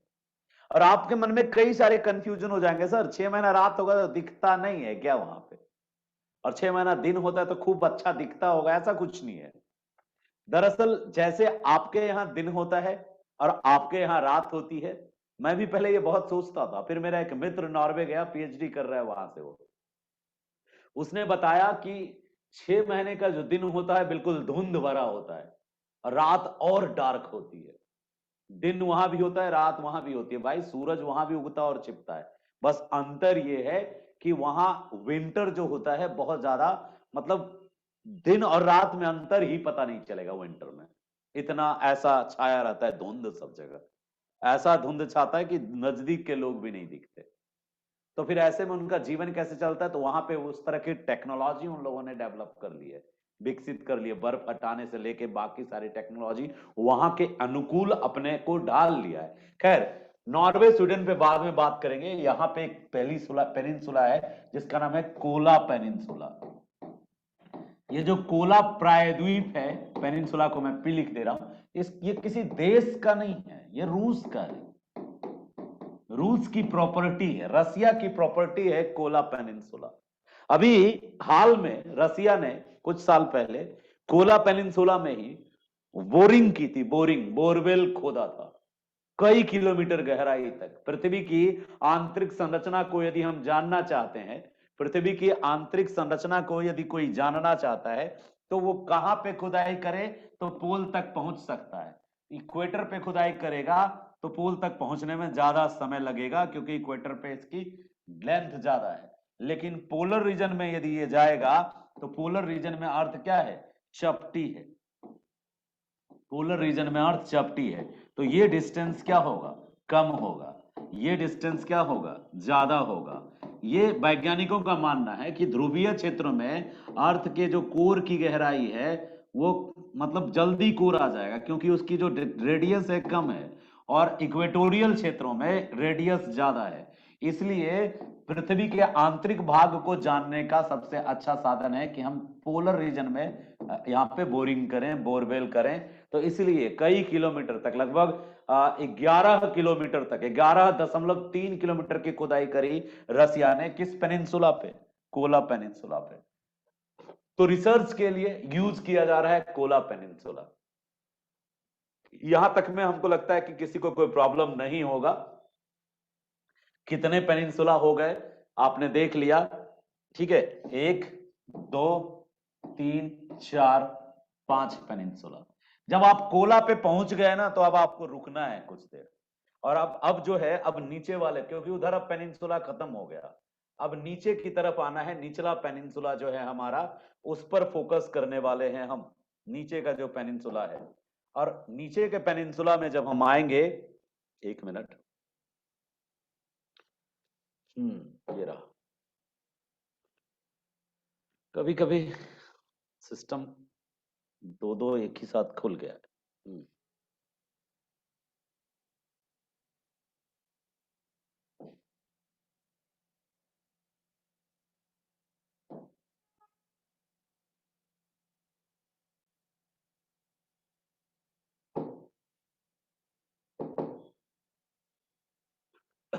माफ कीजिएगा, वो रीजन पता नहीं किधर चला गया था अभी।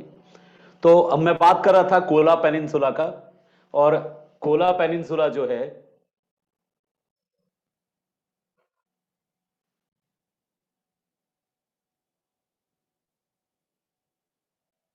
कोला पेनिनसुला जो है वो रसिया का है। अब हम आ रहे हैं दूसरे पेनिनसुला पे, जो नीचे का पोर्शन है पेनिनसुला का, इटालियन पेनिनसुला। ठीक है, इटालियन पेनिनसुला समझ रहे हैं। अब मात्र 2 पेनिनसुला बचे हैं जिसको आपको याद रखना है, बस। उसके बाद तीन तीन पेनिनसुला, फिर यूरोप आपको याद हो जाएगा।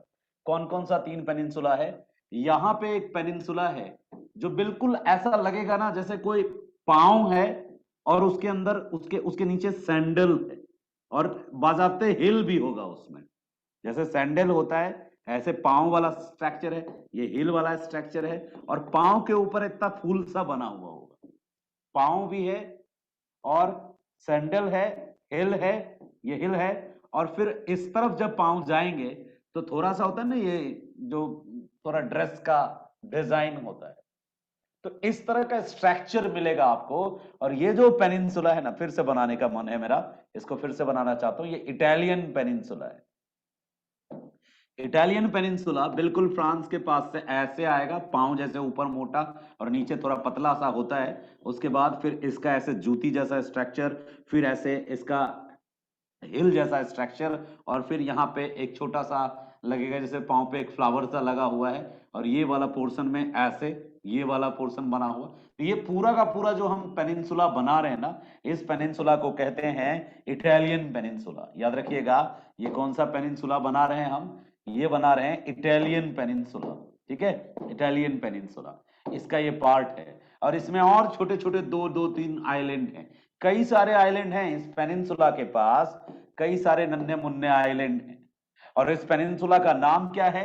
Italian peninsula. याद रखिएगा, इटालियन पेनिनसुला। इस पेनिनसुला, इस प्रायद्वीप के बीच में भी एक पर्वत है। इसके बीच में बिल्कुल ऐसे करके एकदम बीच में एक पर्वत है जो इस प्रायद्वीप को 2 भागों में बांटता है। ठीक है, जैसे यहां पे एक पर्वत था जिसका नाम था पेरेनीज, जो फ्रांस को स्पेन से अलग करता है, उस पर्वत का नाम क्या था? पिरेनीज। और जो इटालियन पेनिनसुला को बीचों बीच गुजरा है उसका नाम है एपेनीज। ठीक है, एपेनीज, एपेनियन आल्प्स भी बोलते हैं, एपेनीज पिरेनीज। थोड़ा सा मेरा ये ज्यादा स्ट्रेट हो गया, सोनिया गांधी का ये पैर थोड़ा तिरछा होना चाहिए, इटली को हल्का तिरछा, ताकि ये वाला पर्वत और इस वाले पर्वत के बीच थोड़ा लगेगा जैसे पैरेलल सा है, ये इसके पैरेलल सा है, ऐसा फील देगा। ये एकदम बैकबोन की तरह पर्वत है। तो ये जो इटालियन पेनिनसुला के ये जो आइलैंड देख रहे हो, पीडमोंट, सार्डिनिया, सिसली, ठीक है, ये जो पीडमोंट, सार्डिनिया, सिसली, इस तरह का स्ट्राम्बोली के पास वाला एक आइलैंड, कई सारे आइलैंड जो मिलेंगे ये सब वॉल्केनिक आइलैंड है। और ये पूरा का पूरा जो पेनिनसुला है ये भूमध्य सागर में स्थित पेनिनसुला है। इटली भूमध्य सागर के बीचों बीच है। भूमध्य सागर यानी मेडिटेरेनियन सी, इटली मेडिटेरेनियन सी के बिल्कुल बीच में है। और इटालियन पेनिनसुला बहुत ज्यादा इंपॉर्टेंट है वॉल्केनिक इरप्शन को लेके। बहुत सारे वॉल्केनो यहाँ पे हैं। एक सिसिली का एटना सुना होगा, एटना, स्ट्राम्बोली जिसको light house of the Mediterranean sea कहते हैं, स्ट्राम्बोली। तो स्ट्राम्बोली हो गया, एटना हो गया, और यहाँ पे एक और है पोम्पे नाम का एक वॉल्केनो है, पोम्पे, जो रह रह के विस्फोट करने लगता है। तो एटना, स्ट्राम्बोली, पोम्पे, ये सब यहाँ के वॉल्केनोज है। आगे यदि आते हैं हम तो एक और पेनिनसुला है यहाँ पे। इस पेनिनसुला का नाम है, बड़ा सा जो पेनिनसुला है इसमें दो, एक छोटा पेनिनसुला भी है। एक तो ये बड़ा पेनिनसुला हो गया जिसका नाम हो गया बाल्कन पेनिनसुला, इसका नाम हो गया बाल्कन प्रायद्वीप। ठीक है, बाल्कन प्रायद्वीप, बाल्कन पेनिनसुला। एक तो नाम सुना होगा आपने बाल्कन प्रायद्वीप का, क्योंकि प्रथम विश्व युद्ध में बाल्कन क्षेत्र में ही ये फर्स्ट वर्ल्ड वॉर हुआ था।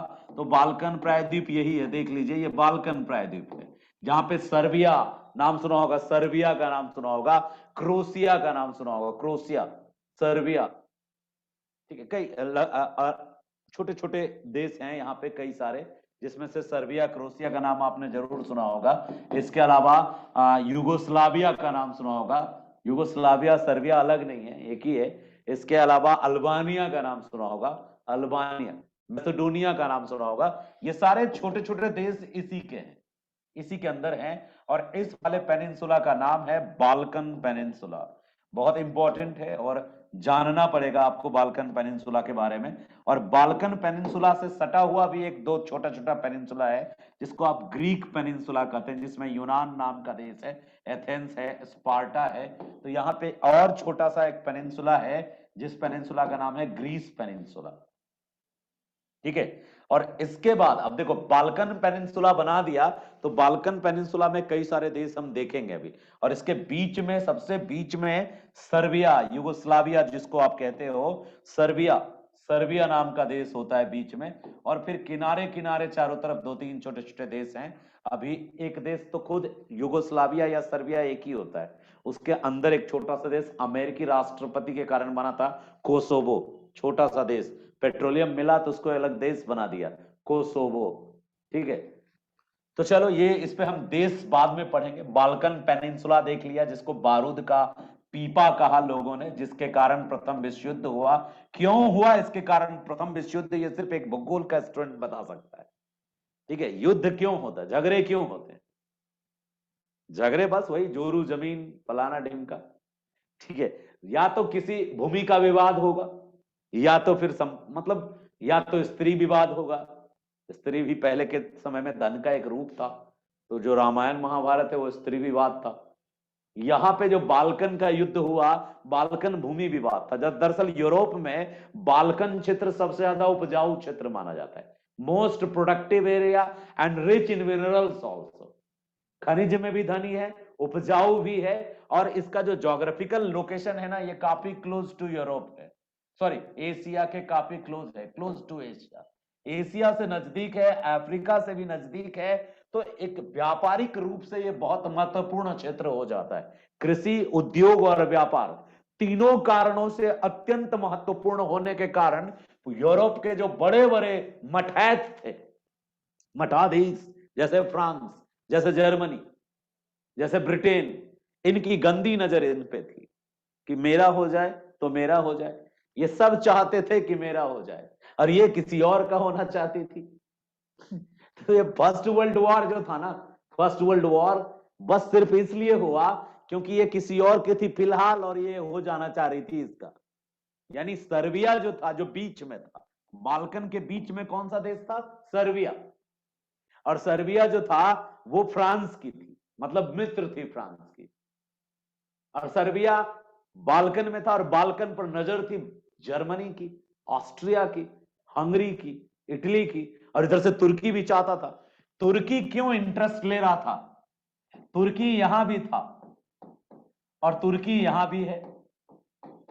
एशिया में भी तुर्की है और यूरोप में भी तुर्की है। दोनों क्षेत्र में कौन है? टर्की। ठीक है। अब बाल्कन के जस्ट सटा हुआ है टर्की यूरोप में, और कभी ये पूरा बाल्कन टर्की का हुआ करता था। अमर ने तो केकरू ने, पतंग लूटने में ये बड़ा चलता है। दरअसल टर्की का ये क्षेत्र पूरे बाल्कन पे कभी एक साम्राज्य राज किया करता था। उस साम्राज्य का नाम था ओटोमन साम्राज्य। बहुत बड़ा साम्राज्य था ओटोमन साम्राज्य। और ओटोमन साम्राज्य का जो मेन सेंटर था वो टर्की था, और टर्की ने इस पूरे एरिया पे राज किया था।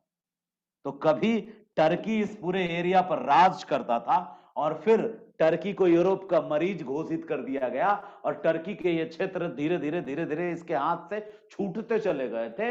ऐसे में टर्की को अपना खोया हुआ इतिहास याद आ रहा था कि हम एक बार फिर से इसको अपने अंडर ले लें। और टर्की इसीलिए, इसी लालच में कि अब अकेले तो हम ले नहीं सकते हैं, तो यहां पे टर्की के, यहां पे जर्मनी के पास ही एक देश था ऑस्ट्रिया, जो जर्मनी का फ्रेंड था। याद रहे, जो जर्मनी का फ्रेंड होगा वो फ्रांस का दुश्मन होगा। ठीक है। तो जर्मनी का फ्रेंड था ऑस्ट्रिया, और ऑस्ट्रिया के पास ही एक देश था हंगरी। अब हंगरी, ऑस्ट्रिया, जर्मनी, तुर्की, इन लोगों ने इंप्रेस कर लिया क्या? इटली को भी, आ जाओ हमारे साथ। इटली का कोई इंटरेस्ट नहीं था पहले, लेकिन इंप्रेस था इटली हंगरी, ऑस्ट्रिया, जर्मनी से। और कहीं ना कहीं फ्रांस से जलता था। सबको ही जलता है, जो ज्यादा सफल हो जाता है उससे जलने वालों की संख्या भी बढ़ जाती है। आपके चैनल पे पहले 2 डिसलाइक आता था, हमेशा मैं देखता था कि 2 डिसलाइक, 1 या 2 हमेशा आता था। आजकल 19 20 आता है, पता नहीं क्यों उनको क्यों बुरा लगता है। तो रीजन साफ है, आप यदि 2 के से 22 के 23 के हो गए ना तो आपके डिसलाइक बढ़ेंगे। ये फ्रांस जो था बहुत तरक्की किया था नेपोलियन के कारण। एक समय में पूरे यूरोप पे फ्रांस राज करने लगा था। तो सबसे ज्यादा कलेजे पे सांप लूट रहा था जर्मनी को, कि जर्मनी जो है, एक जमाने में जर्मनी के भी कई सारे क्षेत्रों को जीत लिया फ्रांस के नेपोलियन ने, इटली के भी कई सारे क्षेत्रों को जीत लिया फ्रांस के नेपोलियन ने। और जब बड़ी मुश्किल से उसके चंगुल से आजाद हुआ जर्मनी, एकीकरण हुआ जर्मनी का, उनमें राष्ट्रीयता की भावना आई, हमसे निकल के हम ही को म्याऊं, मतलब हमारी बिल्ली हम ही को म्याऊं। जर्मनी को लगा कि हम उनसे ज्यादा सुपीरियर पावरफुल होने चाहिए हमें। लेकिन फ्रांस तब तक बहुत तरक्की कर चुका था, जर्मनी उसकी बराबरी नहीं कर पाता। कितनों चलो तुम बराबरी नहीं कर पाओगे, ठीक है। तो वही बात थी, जर्मनी से, जर्मनी और इटली दुखी था फ्रांस से, क्योंकि कुछ समय तक जब तक नेपोलियन था उसने रौंदा था इटली को, रौंदा था जर्मनी को, ऑस्ट्रिया हंगरी सबको रौंद डाला था। जब इसके दिन बुरे हुए, यानी कि नेपोलियन बोनापार्ट का पतन हो गया, सबका दिन कभी राइज कभी फॉल, ये तो नियम है प्रकृति का। तो जब फ्रांस के दिन खराब हुए तब ये दोनों मिलके चाहने लगा, और इस साथ में ऑस्ट्रिया भी आ गया, ठीक है। तुमको भी मारा है, तुमको भी गम ने मारा, गम यानी फ्रांस, हमको भी गम ने मारा, चलो गम को मार डाले। तो ये जो प्रथम विश्व युद्ध था ना, इन गम गम में डूबे हुए गमजदों का युद्ध था। इन्होंने यूनिटी बनाई अपनी, किसने? जर्मनी ने, ऑस्ट्रिया ने, हंगरी ने, इटली ने, टर्की ने। और इनकी यूनिटी का एक के मकसद था का कि फ्रांस को बेइज्जत करना, फ्रांस के चीजों को छीनना। फ्रांस जहां जहां बोले कि मेरा है, जैसे यहां पे 2 नगर था, एक का नाम था अल्सेस लारेन, अल्सेस लारेन एक प्रदेश था, कोयला मिलता था, फ्रांस का था। इटली दावा करने लगा मेरा है, दोगे कि नहीं, मेरा है। वही बात थी, सर्बिया यहां पे बाल्कन में सर्बिया था, और सर्बिया बेस्ट फ्रेंड था फ्रांस का, और फ्रांस का इस एरिया पे बड़ा दबदबा था, क्योंकि केंद्र में सर्बिया था, सारे छोटे छोटे देश सर्बिया से सब छोटे थे। सर्बिया यानी युगोस्लाविया। अब युगोस्लाविया के पास, सर्बिया के पास ही ऑस्ट्रिया का एक छोटा सा नगर था, ऑस्ट्रिया का बॉर्डर और सर्बिया के बॉर्डर के बीच में एक छोटा सा प्लेस था। आपने नाम कभी सुना होगा, प्रथम विश्व युद्ध का तात्कालिक कारण सेराजेवो हत्याकांड। तो सेराजेवो बॉर्डर पर था, बॉर्डर के उस तरफ ऑस्ट्रिया, बॉर्डर के इस तरफ सर्बिया। लड़ने का मन, हमारे गांव में कहावत है, रोवे के मन तो आंखों में गरल खुट्टी, वही बात है। यहां इनको लड़ना था, मौका ढूंढ रहा था कौन? Germany, Austria, Hungary. ये लड़ना चाहता था किससे? फ्रांस से। अब डायरेक्ट फ्रांस से लड़ने की औकात नहीं थी, तो उसने क्या किया, एक बहाना ढूंढा, और बहाना इसने दे दिया सर्बिया ने। दरअसल सर्बिया में एक उग्रवादी संगठन था, पांसला उग्रवादी संगठन। वो चाहता था कि सर्बिया के जो छोटे छोटे टुकड़े हो गए, कई सारे छोटे छोटे सर्बिया से देश अलग हो गए थे, और कुछ सर्बिया का क्षेत्र ऑस्ट्रिया में भी था, कुछ स्लाव जाति जर्मनी में भी था। तो ऑस्ट्रिया में जो स्लाव जाति थे, उन स्लावों को एक साथ करना चाहता था, और ऑस्ट्रिया का वो क्षेत्र छीनना चाहता था। कौन? स्लाव। स्लाव एक जाति थी जो सर्बिया में सबसे ज्यादा संख्या में थी, एक कम्युनिटी थी स्लाव जो सर्बिया में थी। जैसे पाकिस्तान एक कम्युनिटी है, और वहां पे एक खास रिलीजन के लोग रहते हैं। अब उस रिलीजन के लोग जहां भी रहते हैं, तो उस तरीके से लोग कनेक्ट करने लग जाते हैं लोग फालतू में, कि भाई ये सब एक साथ कनेक्टेड होंगे, ये उनको सपोर्ट करते होंगे, और कुछ करते भी हैं, कुछ के चक्कर में सब माने जाते हैं वाली बात होती है, सब बदनाम होते हैं। सेम चीज इस पे लागू था। सर्बिया के कुछ लोग ऑस्ट्रिया में रह रहे थे, और बहुत बड़ा एरिया जो था ऑस्ट्रिया का, वहां स्लाव जाति के लोग रहते थे। स्लाव चाहता था अखिल स्लाव बनाना। एक वर्ड होता है अखिल, अखिल मतलब होता है कंप्लीट, टोटल, कुल। तो एक बहुत बड़ा अखिल माने राष्ट्रीय होता है, टोटल, नेशनल, बड़े लेवल का। तो ये पान स्लाव या अखिल स्लाव, स्लाव जाति चाहते थे कि जहां तक भी स्लाव रहता है वो एक देश बने, और उसका नाम स्लाव, अखिल स्लाव या पान स्लाव कंट्री रखा जाए। और इसके लिए वो स्ट्रगल कर रही थी आतंकवादी संगठन। और उस संगठन ने क्या किया, ऑस्ट्रिया के राजकुमार को ही गोली मार दी। ऑस्ट्रिया का राजकुमार था फ्रांसिस फर्डिनेंड, और उसकी पत्नी थी होहेनबर्ग। पति पत्नी बड़े शौक से आए थे, और आए बॉर्डर पे निरीक्षण करने। हमको तो लगता है उसको बल्ली का बकरा बनाया, जाओ तुम उधर, और तुम पर यदि कुछ होगा वो लोग कुछ करेंगे ही, उसके बाद हम लोग देख लेंगे। दरअसल ऑस्ट्रिया का राजकुमार था वो, कई राजकुमार थे, उनमें से एक राजकुमार था, इकलौता नहीं था। तो एक आर्कड्यूक फ्रांसिस फर्डिनेंड और उसकी पत्नी होहेनबर्ग, बॉर्डर पे आई थी, जहां से सर्बिया शुरू होता है और उसके उधर ऑस्ट्रिया था, बीच में बॉर्डर था, बॉर्डर पे एक शहर था, शहर का नाम था सेराजेवो। सेराजेवो में वो सेना का निरीक्षण कर रहा था। सोचो जरा, सोचने वाला बात है कि सेना का निरीक्षण आप कर रहे हो और सेना के भीड़ में कोई आदमी आपको गोली मार देगा, काहे का सेना फिर वो, ठीक है। सेना का निरीक्षण करने आया था और वहां एक उग्रवादी ने गोली मार दिया। अब गोली मार दिया या कुर्बानी दी गई, भगवान जाने। ऑस्ट्रिया ने इसके लिए जिम्मेदार ठहराया सर्बिया को। वो जो आदमी गोली मारा वो तुम्हारे देश का था, स्लाव था, तुम्हारे तरफ भागा, ठीक है। गैब्रिलो प्रिंसिप उसका नाम था, हमने आइडेंटिफाई किया है। 48 घंटा के अंदर वो आदमी हमको चाहिए, नहीं तो तुम जो है मेरे इन 27-28 शर्त लिख दिया। कुछ किताब में लिखा है 14 शर्त। शर्त ऐसे थे कि कुल मिलाकर के सर्बिया को अपने आप को सौंपना पड़ता, ऑस्ट्रिया को गुलाम बनना पड़ता। अब सर्बिया अपने पप्पा को फोन लगाया। पप्पा कौन इसके? फ्रांस। देखिए ना, ऐसा ऐसा हो गया है और हमको बोलता है कि सौंप दो सारा मेरा विदेश नीति, और बाकी इधर से उसका जहाज आएगा इधर भूमध्य सागर तक, और वो पूरा का पूरा कह रहा है इस क्षेत्र का जो इस तरफ जो मिनरल्स है वो सब हमको देना होगा। और वो एक अपराधी भी चाहता है और 14 शर्त भी, यानी जो मर्डर किया वो भी चाहिए था ऑस्ट्रिया को। और साथ में 14-15 शर्त थे, और शर्त ऐसे थे कि सर्बिया गुलाम हो जाता। तो सर्बिया नहीं चाहता था अपने आप को किसको सौंपना, ऑस्ट्रिया को। तो फ्रांस ने सर्बिया को मना किया कि मत सौंपो, हम हैं तुम्हारे साथ। और यही तो ये लोग चाहते थे, Germany, France, sorry Germany, Austria, Hungary, Italy, Turkey, चारों तरफ से मिलके अटैक किया। किस पर? सर्बिया पे।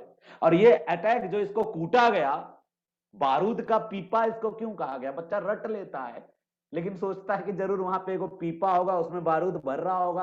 ऐसा कुछ नहीं है भाई। ये बारूद के ढेर पे इसलिए कहा गया क्योंकि चारों तरफ से इसके ऊपर बंदूक तनी थी। इधर से टर्की ने बंदूक तान रखा था, इधर से इटली ने तान रखा था, ऑस्ट्रिया हंगरी का तो बेटा मरा था, बहू मरा था, और उधर से जर्मनी भी अपनी सेना लेके आ गया, चारों तरफ से घेर लिया इसको।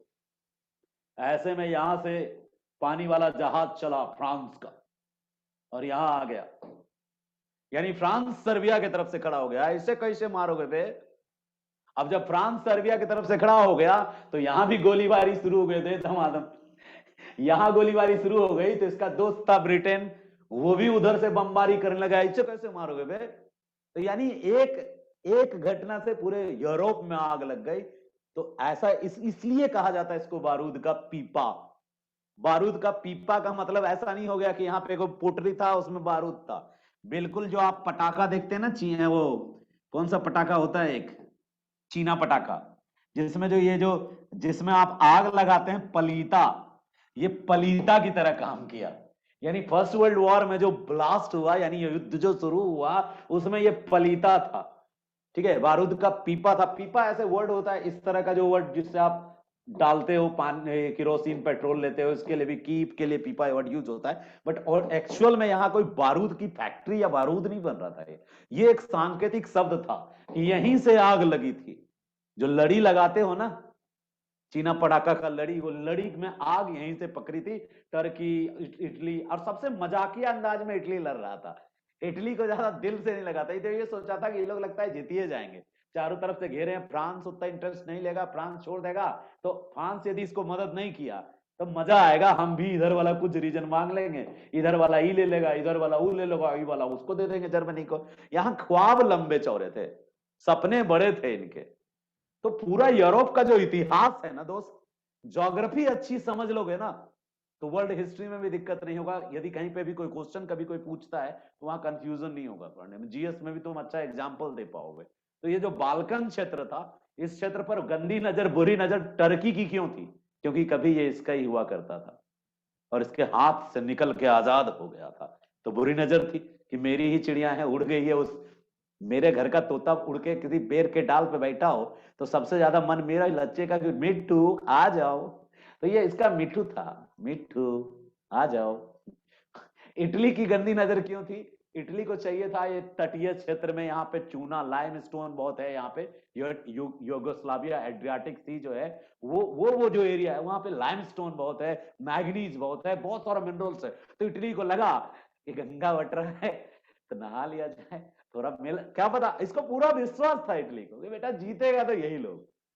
तो जिसके जीतने वाले की तरफ होने का मजा एक कुछ और था। इटली इसीलिए शांत था। इटली को यदि थोड़ा सा एहसास हो जाता ना प्रथम विश्व युद्ध में कि बेटा लगता नहीं कि जीतेगा ये, तो ये हटले था, इसको ज्यादा दिल से नहीं लगा था। सबसे ज्यादा दिल से कौन लगा के लड़ रहा था? जर्मनी। क्यों? उसको उसको खानदानी दुश्मनी था, उसको सर्बिया पर दिक्कत नहीं थी उसकी। वो तो बस फ्रांस के कारण सर्बिया को दे थप्पड़ देना चाहता था। वो चाहता था कि बस सर्बिया हारे ताकि फ्रांस डाउन हो। कभी कभी हमारा गोतिया, हमारा पड़ोसिया बस ये चाहता है कि हम डाउन हो, चाहे जैसे हो, चाहे उसका घर जल जाए, ठीक है, चाहे चाहे उसका उसका खेत बिक जाए, वो हमको डाउन देखना चाहता है। वही वाली चीज थी। जर्मनी सिर्फ इसलिए शामिल था कि अगला डाउन हो, कि देख तेरी डार्लिंग का क्या असर हुआ। और ऑस्ट्रिया हंगरी इसलिए लड़ रहा था क्योंकि उसका बेटा बहू गया था, और साथ में लालच भी था, यही मौका है, यही मौका है जब इसको मचोर लिया जाएगा। बड़ा हमारा क्षेत्र छीन रहा था, मेरा क्षेत्र छीन रहा था, हम अब इसको पूरे हड़पते हैं। और टर्की तो अपना मिठू चाहता था, मेरा मिठू आ जाओ, कभी तुम मेरे थे, मैंने तुम्हें चना खिलाया था, ये वाला कंडीशन था। तो ये था फर्स्ट वर्ल्ड वॉर का मेन एजेंडा, ये जो जगह था, ठीक है। और फ्रांस अपनी इज्जत बचाने के लिए हो गया, नहीं हो मतलब हम तो आना ही पड़ेगा, हम तो फ्रांस जब घुसा इसमें और यहाँ फ्रांस की सेना आई तो यहाँ भी युद्ध शुरू हो गया। और ऐसे में फ्रांस के जो फ्रेंड थे, फ्रांस का दोस्त कौन था? ब्रिटेन, तो साथ आया। और दूसरी तरफ इधर कौन दोस्त था? रूस, तो वो भी साथ में आना पड़ा। रूस बहुत देर तक साथ नहीं आया, कुछ दिन तक रहा रूस साथ, लेकिन ये लोग लड़ने के मूड में थे और ये डिफेंसिव थे। तो जो अटैकिंग मूड में होता है वो थोड़ा शुरुआत में भारी पड़ता है, और जो डिफेंसिव मोड में होता है वो थोड़ा लो पड़ता है। तो रसिया जो था वो बेचारा अटैकिंग मोड में नहीं था। तो प्रथम विश्व युद्ध में शुरू में रसिया शामिल तो हो गया दोस्ती यारी के चक्कर में, लेकिन बाद में रसिया अलग हो गया युद्ध से, क्योंकि रसिया को लगा हम क्यों बेगानी शादी में अब्दुल्ला दीवाना, अपन को क्या बे, ये किसका झगड़ा है, ये कौन टांग अड़ा रहा है, और हम क्यों माथा पीटे। तो इसलिए रसिया बीच से अलग हो गया। प्रथम विश्व युद्ध में रसिया 1914 में युद्ध शुरू हुआ, 17 में अलग हो गया, 3 ही साल में, जबकि 4 साल युद्ध चला। तो रसिया अपने इंटरनल मैटर के कारण अलग हो गया कि मुझे नहीं लड़ना है। तो चीजों को समझना, ये बाल्कन पेनिनसुला जीवन में भूलना नहीं है, ठीक है। मिट्टू है वो किसका? टर्की का। टर्की क्यों इंटरेस्ट ले रहा था? क्योंकि टर्की को लगा कि कुछ ही सही, नहीं मिट्टू तो उसका पंखे सही, कुछ तो मिलेगा मुझे, ठीक है। तो टर्की को भी कुछ नहीं मिला, जर्मनी को भी कुछ नहीं मिला, ऑस्ट्रिया हंगरी को कुछ नहीं मिला, क्योंकि इस युद्ध में हार गए ये लोग। हारने पे सबसे ज्यादा दुख इसको हुआ, इटली को, फालतू में गलत आदमी के साथ हो लिया, और इटली फट से पार्टी बदल लिया। सेकेंड वर्ल्ड वॉर में जो भी हुआ हो, फर्स्ट वर्ल्ड वॉर में इटली पहले शुरू में किसके तरफ था? फर्स्ट वर्ल्ड वॉर में इटली था ब्रिटेन फ्रांस की तरफ था, याद रखना, ब्रिटेन फ्रांस की तरफ था इटली। और वो जानबूझ के ब्रिटेन फ्रांस की तरफ से शामिल हुआ था इटली। माफ करना, थोड़ा सा हम यहाँ पे मिस्टेक किए थे, ब्रिटेन फ्रांस की तरफ इटली जो शामिल हुआ था, ब्रिटेन फ्रांस की तरफ से फर्स्ट वर्ल्ड वॉर में शामिल हुआ था ये सोच के कि मुझे कुछ मिलेगा, लालच में। लेकिन हार जीतने के बावजूद, सब लोग जीता ब्रिटेन फ्रांस लोग, लेकिन इसको कुछ नहीं दिया, बेइज्जत किया उल्टा। तब दूसरी बार इटली इन लोगों के साथ आया, ये करेक्ट कर रहा हूं मैं यहाँ पे। सेकेंड टाइम इटली पहले भी लालच के कारण आया था, लेकिन ब्रिटेन फ्रांस की तरफ था। दूसरी बार इटली बेइज्जती के कारण आया तो जर्मनी की तरफ रहा। 2 बार विश्व युद्ध हुआ था। मेरा पर्पस विश्व युद्ध पढ़ाना नहीं था, लेकिन तुमको बाल्कन याद रहे जिंदगी भर, इसलिए बाल्कन को मैंने मिट्टू बना के पेश किया। बाल्कन के नीचे एक छोटा सा पेनिनसुला है जिसको ग्रीक पेनिनसुला कहते हैं, और ग्रीक पेनिनसुला में वही देश है यूनान। नाम सुना है यूनान का? एक मूवी है जो अक्सर बच्चा देखने के लिए बच्चे को कहा जाता है, गुरुजी लोग बोलते हैं, और बच्चा लोग भी जरूर देखा होगा ये मूवी। 300 एक मूवी है, नाम सुना होगा 300 का? इधर है, हाँ इधर है। 300 मूवी का नाम सुना होगा आपने। उसमें 2 नगरों की बात करते हैं वो, एक एथेंस की बात करते हैं और दूसरा स्पार्टा। ये एथेंस और स्पार्टा दोनों के दोनों ग्रीक यानी यूनान के नगर हुआ करते हैं। एक स्टडी में आगे तो दूसरा युद्ध में आगे, फिजिकल एक्टिविटीज में आगे, एथेंस और स्पार्टा। 300 ये मूवी का नाम है। उसमें लियोनाइडस होता है जो स्पार्टन किंग होता है, बहुत तगड़े वॉरियर होते हैं ये। तो यूनान जो दुनिया का एक तरीके से देखा जाए तो नॉलेज के मामले में काफी आगे रहा है यूनान। यही है यूनान के वो दोनों नगर, स्पार्टा और एथेंस, और कई सारे आइलैंड है यहाँ पे। और इसके ऊपर है वो देश मैसिडोनिया। यूनान के ऊपर एक देश है मैसिडोनिया, जो सिकंदर का घर था, लुई फिलिप का घर था मैसिडोनिया। यहीं पे मैसिडोनिया है और नीचे यूनान है, ठीक है। यूनान और मैसिडोनिया पास में है। अब जब हम यहां से आगे बढ़ रहे हैं ना, जब हम यहां से आगे बढ़ रहे हैं तो बस अब एक पेनिनसुला बचता है और फिर यूरोप कंप्लीट हो जाता है। तो मैं चाहूंगा एक नया बोर्ड लूं और वहां पे बताऊं तुमको शुरू से। इस बार अब आप रिवाइज करना, क्लास लास्ट होने वाली है, बस लास्ट फाइनल मेरा पर्पस है कि सारे पेनिनसुलाज याद हो जाएं आपको। पहला पेनिनसुलाज मैं वहीं से बना रहा हूं, आपने भी बनाया, ये Iberian peninsula, right. Iberian peninsula के बाद मैंने बनाया ये ब्रिटनिन पेनिनसुला, राइट। ब्रिटनिन पेनिनसुला के बाद लोलैंड बना के मैंने जूटलैंड पेनिनसुला, बिल्कुल सही। जूटलैंड पेनिनसुला के बाद हम ऊपर से ड्रैगन का ये माउथ बना के ये ड्रैगन को यहाँ सटा भी दिया, इसमें सटा रहता है ये, तभी तो वो नहर खोदना पड़ता है, कील नहर जो दो को जोड़ता है। और ये हो गया पेनिनसुला कील पेनिनसुला, ये कौन सा, कोला पेनिनसुला। और ये व्हाइट सी के बाद रसिया का पार्ट वहां तक। नीचे आया तो यहाँ पे वो जो पर्वत है, इस पर्वत पे एक देश है एंडोरा। एंडोरा नाम का एक छोटा सा देश है जो इस माउंटेन के ऊपर है। इधर जो है ये स्पेन है और ये जो है ये पुर्तगाल है। और पुर्तगाल के ऊपर ये जो रीजन है ये पूरा का पूरा रीजन फ्रांस का है, ठीक है, फ्रांस का रीजन है ये, फ्रांस। और इसके जस्ट बगल में यहां से शुरू होता है वो सोनिया गांधी का सैंडल वाला ड्रामाबाजी, ये रहा सैंडल वाला पार्ट। और इसके पास ये है सिसिली और ये पीडमोंट सार्डिनिया नाम का दो आइलैंड। और फिर ये वही वाला रीजन बाल्कन, और बाल्कन में ये वाला जो है ये कौन सा हो गया, ग्रीक। और फिर ये बाल्कन ऊपर जाता है और टर्की पेनिनसुला। टर्किश पेनिनसुला के बाद ये एक सागर बनाता है जिसको काला सागर कहते हैं, जिसको ब्लैक सी कहते हैं, नाम सुना होगा आपने। ये काला क्यों है, क्योंकि इसके अंदर के जो एल्गी हैं और इनके अंदर के जो डिपोजिट्स हैं उनका कलर काला है। और काला सी के अंदर में, काला सी के बीच में एक पेनिनसुला है जिसको क्रीमिया पेनिनसुला कहते हैं, क्रीमिया पेनिनसुला। और क्रीमिया पेनिनसुला के बाद एक इधर जो और है छोटा सा पेनिनसुला, इसको कर्च कहते हैं, एजोब। और उसके बाद ये काला सागर ऐसे जुड़ जाता है, ठीक है, ऊपर एक एजोब सी है। और जब काला सागर के बाद वाला पोर्शन में जब हम आते हैं तो यहां से फिर ये यूरोप नहीं रहता, यहां से ये क्या हो जाता है, रसिया, एशिया, एशिया वाला पार्ट हो जाता है। और यहाँ एक पर्वत है जो एशिया और यूरोप के बीच में बॉर्डर बनाता है, और इस बॉर्डर का नाम है काकेसस माउंटेन। इस पर्वत का नाम क्या है, काकेसस माउंटेन है, काकेसस पर्वत है, ठीक है, काकेसस पर्वत। और इस काकेसस पर्वत के बाद जो एक छोटा सा ये एक झील है, छोटा सा नहीं बहुत बड़ा झील है, खारे पानी का झील, जिसको कौन सा झील कहते हो आप, इसको कहते हो आप कैस्पियन सागर। ये कैस्पियन सागर है, ठीक है। और कैस्पियन सागर के इस तरफ ये जो ऊपर की तरफ पोर्शन गया, ये यहाँ पे एक नदी है और एक पर्वत है जो ऊपर रसिया तक मिलता है, जिसको यूराल माउंटेन कहते हैं, यूराल पर्वत।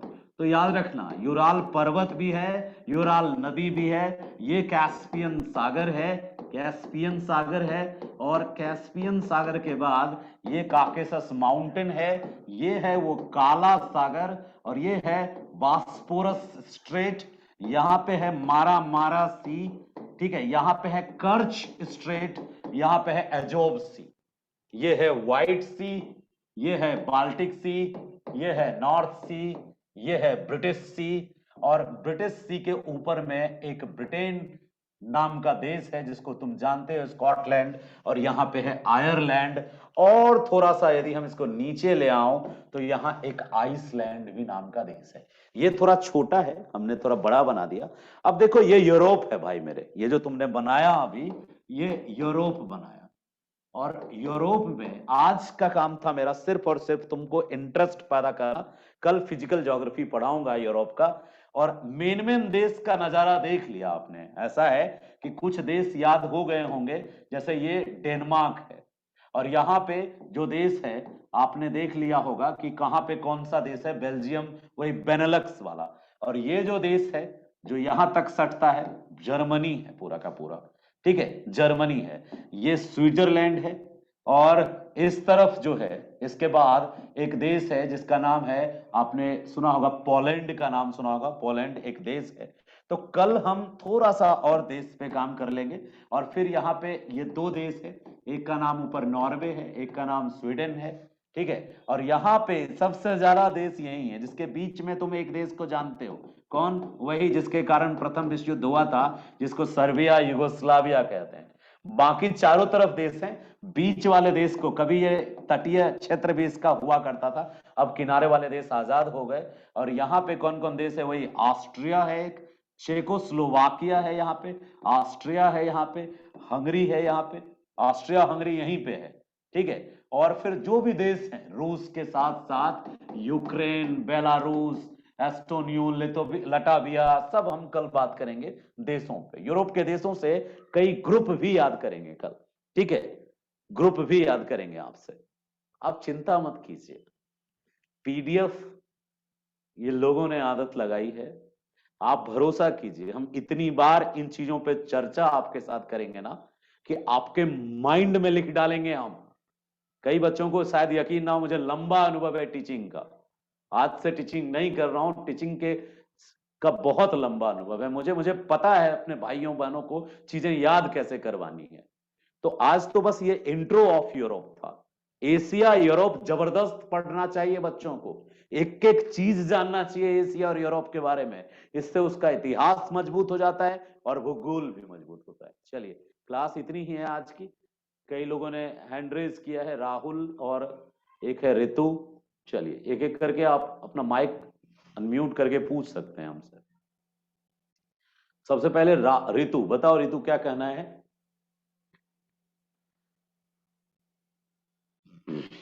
आपको 2 से 3 मिनट समय ही देंगे, इसलिए जल्दी से पूछिए, जल्दी क्या बोलना चाहते हैं। चलिए, ऋतु के बाद एक और बच्चा है जिसने हैंड रेज किया है, राहुल। कुछ कहना चाहते हैं राहुल? जी सर, मेरा नेटवर्क प्रॉब्लम की वजह से कुछ क्लास मिस हो गया सर आज का। कोई बात नहीं, हम रिकॉर्ड कर रहे हैं क्लास को, और आपने अक्सर कहा है रिकॉर्ड करने, आप तो सबसे एक्टिव मेंबर हैं, तो मैं रिकॉर्ड कर रहा हूं, इसको अपलोड करूंगा और फिर लिंक आप तक पहुंचेगी। Okay sir. श्रीवास्तव, प्रीति। जी सर, हमको ये पूछना था कि लग्जमबर्ग की स्थिति कहाँ, लोकेशन कहाँ है उसकी? अच्छा, इसके लिए हम आपको टास्क दे रहे हैं कि आपके पास यदि एटलस हो और जी आपके मेरे पास पास वर्ल्ड मैप हो तो एटलस है जी, मैं देख रही हूँ एटलस है मेरे पास, लेकिन उसमें भी अच्छे से नहीं दिख पा रहा है। कोई बात नहीं बहन, आप चिंता मत करें, कल देश बताएंगे, कल आपको बताएंगे हम लग्जमबर्ग कहाँ है, बेनेलक्स। जी हम मेन पर्पस मेरा पता है क्या है, आपको उकसाना। जी जो एटलस पे धूल पड़ा है, टीचर का काम पढ़ाना कभी नहीं होता। गलतफहमी में जीते हैं वो जितने भी महान गुरुजन हैं कि वो सोचते हैं कि मैं पढ़ा रहा हूं, गलत सोचते हैं। मेरा मानना है टीचर का काम है इंटरेस्ट पैदा कर देना, और टीचर का काम है कैटलिस्ट का उकसाना। जो सामने वाले को एक बार इंटरेस्ट हो जाएगा ना, तो वो टीचर से एक कदम आगे जानेगा, क्योंकि वो लेटेस्ट वर्जन है। तो आप जरूर एक बार आप देखिएगा एटलस में और वर्ल्ड के मैप में। बाकी मेरा तो काम ही है, मैं कल आपको सारे देश से परिचय कराऊंगा और ग्रुप ऑफ कंट्रीज भी बताऊंगा। जैसे कुछ नाम है, आपने नाम सुना होगा नॉर्डिक कंट्रीज, किसी ने सुना होगा स्कैंडिनेवियन कंट्रीज, किसी ने सुना होगा बाल्टिक कंट्रीज, ठीक है। तो Baltic countries, Nordic countries, Balkan countries, तो ग्रुप ऑफ कंट्रीज भी, जैसे ईयू के जो मेंबर्स हैं, कौन ईयू में नहीं शामिल है, ब्रेग्जिट का कॉन्सेप्ट, सारे कॉन्सेप्ट मैं कल आपको एक्सप्लेन करने वाला हूं। मैं बिल्कुल पेशेंस वाला पर्सन हूं, और ईश्वर से प्रार्थना करता हूं मेरे साथ जो आए उनमें भी थोड़ा पेशेंस देना। जिया, आपका टाइम, पूछिए क्या पूछ रही हैं? Sir good evening sir. Good evening. वो जो एशिया का जो पार्ट है, जो रशिया का, वो और जो यूरोप में पड़ता है, वहां पे एडमिनिस्ट्रेशन कैसे चलता होगा? मतलब जैसे टर्की हो गया तो हाफ एशिया में है, हाफ यूरोप में है, तो वहां पे मतलब कैसे होता होगा एडमिनिस्ट्रेशन? देखिए, कोई कॉन्टिनेंट वाइज कोई रिस्ट्रिक्शन तो है नहीं कहीं।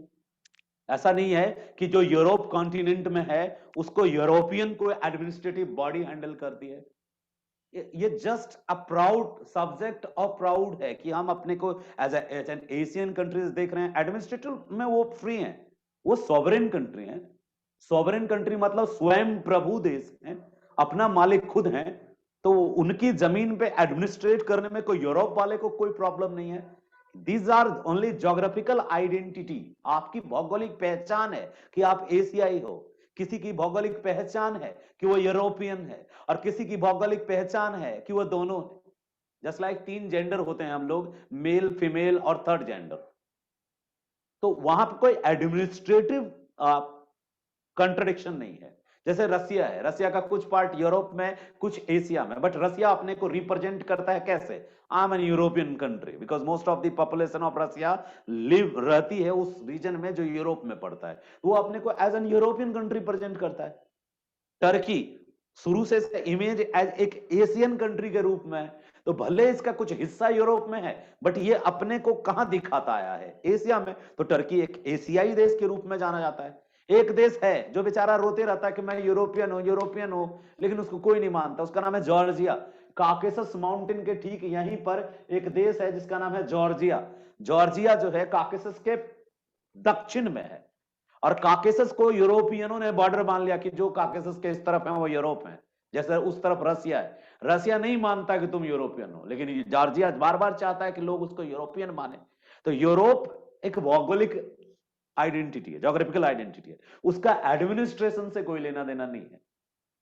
समझ में आया? कोई दूसरा क्वेश्चन?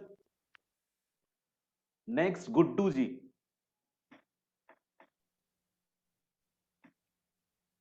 गुड्डू जी, जी हाँ, अभी भी कोई कंफ्यूजन है तो पूछ लीजिएगा दोबारा, बताइए।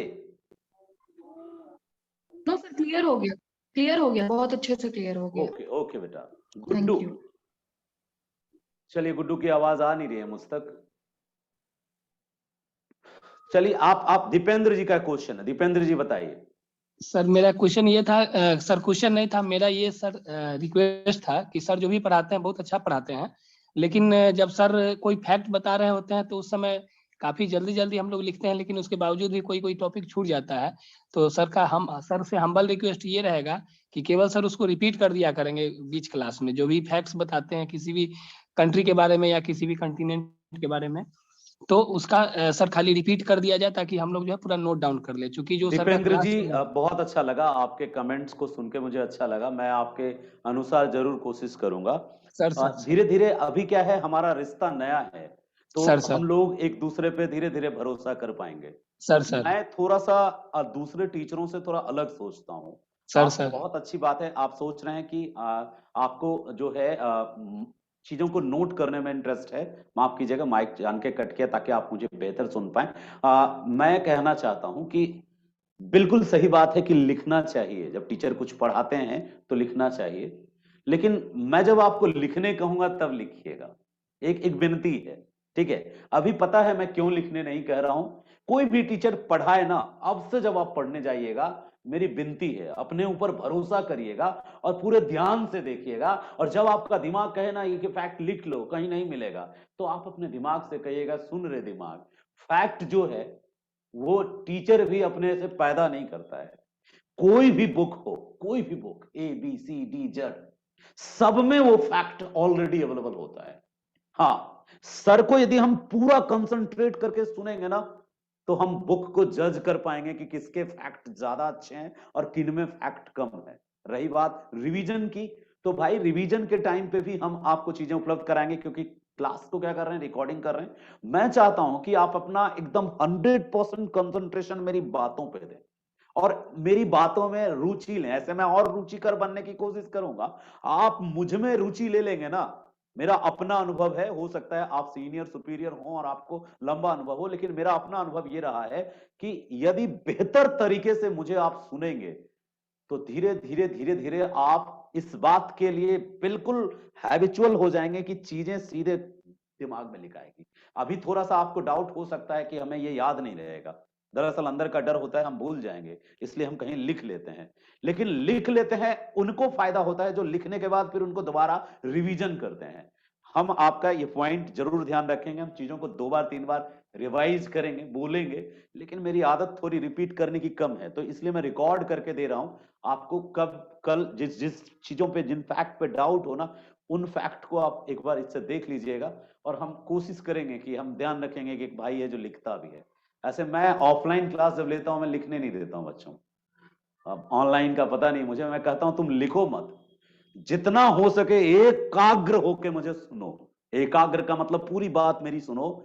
मैं खुद ही रसमलाई बना करके, जो चाट होता है ना, खट्टा तीता नमकीन मिला के, एक बढ़िया भल्ले पापड़ी तुमको दूंगा, और वो चीजें तुम्हारे दिमाग में कौंधेगी। मतलब जब भी आप आराम से बैठोगे और यूरोप देखोगे, कहीं भी देखोगे, किसी बुक में, एटलस में, सब जगह एक ही फैक्ट होता है। मैं यहाँ फ्रांस लिख रहा हूं ना, या मैं यहाँ बता रहा हूं कि ये लोलैंड कंट्री है, मेरी जितनी भी सूचनाएं है ना, मेरी क्या, सबकी सूचनाएं किताबों से ही है भाई मेरे। लेकिन हाँ, तरीका फिर मेरे में क्या है, बताने का यूनिक तरीका। ठीक है, तो मैं चाहता हूं कि जरूर आप थोड़ा सा बदलिएगा मेरे अनुसार अपने को, सुनिएगा ध्यान से। आपको ये सारी चीजें लिखी हुई दूंगा मैं, अवेलेबल है मेरे पास। ठीक है, तो इससे ज्यादा लिख दूंगा। नोट्स तो बहुत इजी होता है किसी को देना, कॉपी पेस्ट करके तो भेजना है आपने। अरे जितने भी टीचरों का जाए, आप किसी भी फेमस दृष्टि का नोट्स देखते हो या फिर बाजीराम का नोट्स देखते हो, वो सब कॉपी पेस्ट होता है किताबों से, डिफरेंट डिफरेंट जगहों से। तो टीचर क्या है फिर, टीचर सिर्फ उसको परोसता कैसे है, ये इंपॉर्टेंट है। तो चलो कोई बात नहीं, मुझे अच्छा लगा। और किसी के मन में बहुत सारे थॉट्स हैं, तो मैं एक मनमोहन जी का क्वेश्चन ले लेता हूं, फिर खत्म करता हूं पॉइंट को। जल्दी बताइए मनमोहन जी, फिर क्लास है दूसरी। हाँ सर, ठीक है सर।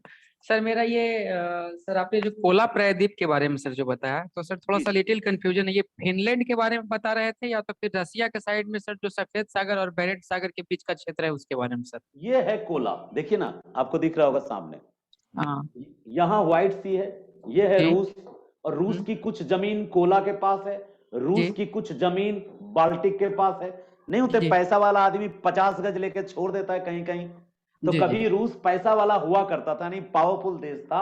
उसी हम्म। टाइम पे ये कोला पेनिनसुला रूस के अंडर आया, और यहाँ पे भी छोटा सा जमीन रूस के पास है। तो इसके सर लिए आपको बस एक काम करना है, जी। आपके पास यदि एटलस हो और यदि आप एक सिविल सर्विस एस्पिरेंट हैं, तो एक वर्ल्ड मैप तो जरूर चिपकाए होंगे। सर सामने रखा हुआ हूँ सर एटलस, सर हाँ, उसी वो में सब कंफ्यूजन हो चिपकाता गया है। सर। तो आप जो है मोहब्बत भरी नजरों से इन चीजों को खोजिए।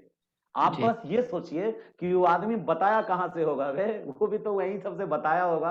तो वो जो बताया उसको एक नजर देख लेते हैं कि कहाँ बताया था। अच्छा, यहाँ से बताया था कोला, यहाँ से बताया था वो बेनेलक्स। तो ये एक बार ही देखना जरूरी है, प्लीज। एक बार सबसे रिक्वेस्ट है कि आज कल में जब भी टाइम मिले, एक बार आप एटलस या वर्ल्ड मैप, ऐसे मैं ऑफलाइन में रिक्वेस्ट नहीं करता, बच्चा खुद ही जाकर के एटलस पलटता है। कितनों को तो मैं मना करता हूँ, अभी क्यों खोला एटलस, जब हम पढ़ाए उस समय एटलस मत खोला करो, मना करता हूँ। कोई एटलस लेके नहीं आएगा। एक टीचर वो होता है जो आपको बोलता है एटलस लेके आइएगा, हाईलाइटर लेके आता है, वो भी हाईलाइट करता है, साथ में आपको भी हाईलाइट कराता है। मैं वैसा नहीं करना चाहता हूं। मैं चाहता हूं कि मैं बनाऊं रफ मैनुअल आपके सामने, और आप उसको देखो, और हो सके तो ट्राई करो। उस समय आप अपना ध्यान कहीं भी बटने मत दो, मक्खी काटे, मच्छर काटे, बगल में कड़कड़ कड़कड़ चूहा कुछ करे, उधर भी ध्यान मत दो। पूरा ध्यान मेरी तरफ हो। थोड़ा सा अटेंशन सीकर बनना चाहता हूं। तो चलो कोशिश करेंगे ध्यान से देखने का। धीरे धीरे हम आपका ध्यान अट्रैक्शन अपनी तरफ कर लेंगे। अभी धीरे धीरे केमिस्ट्री बन रही है हमारी। कल मिलते हैं आपसे देश के साथ, यूरोप के देशों के साथ और फिजिकल ज्योग्राफी के साथ। Thank you so much.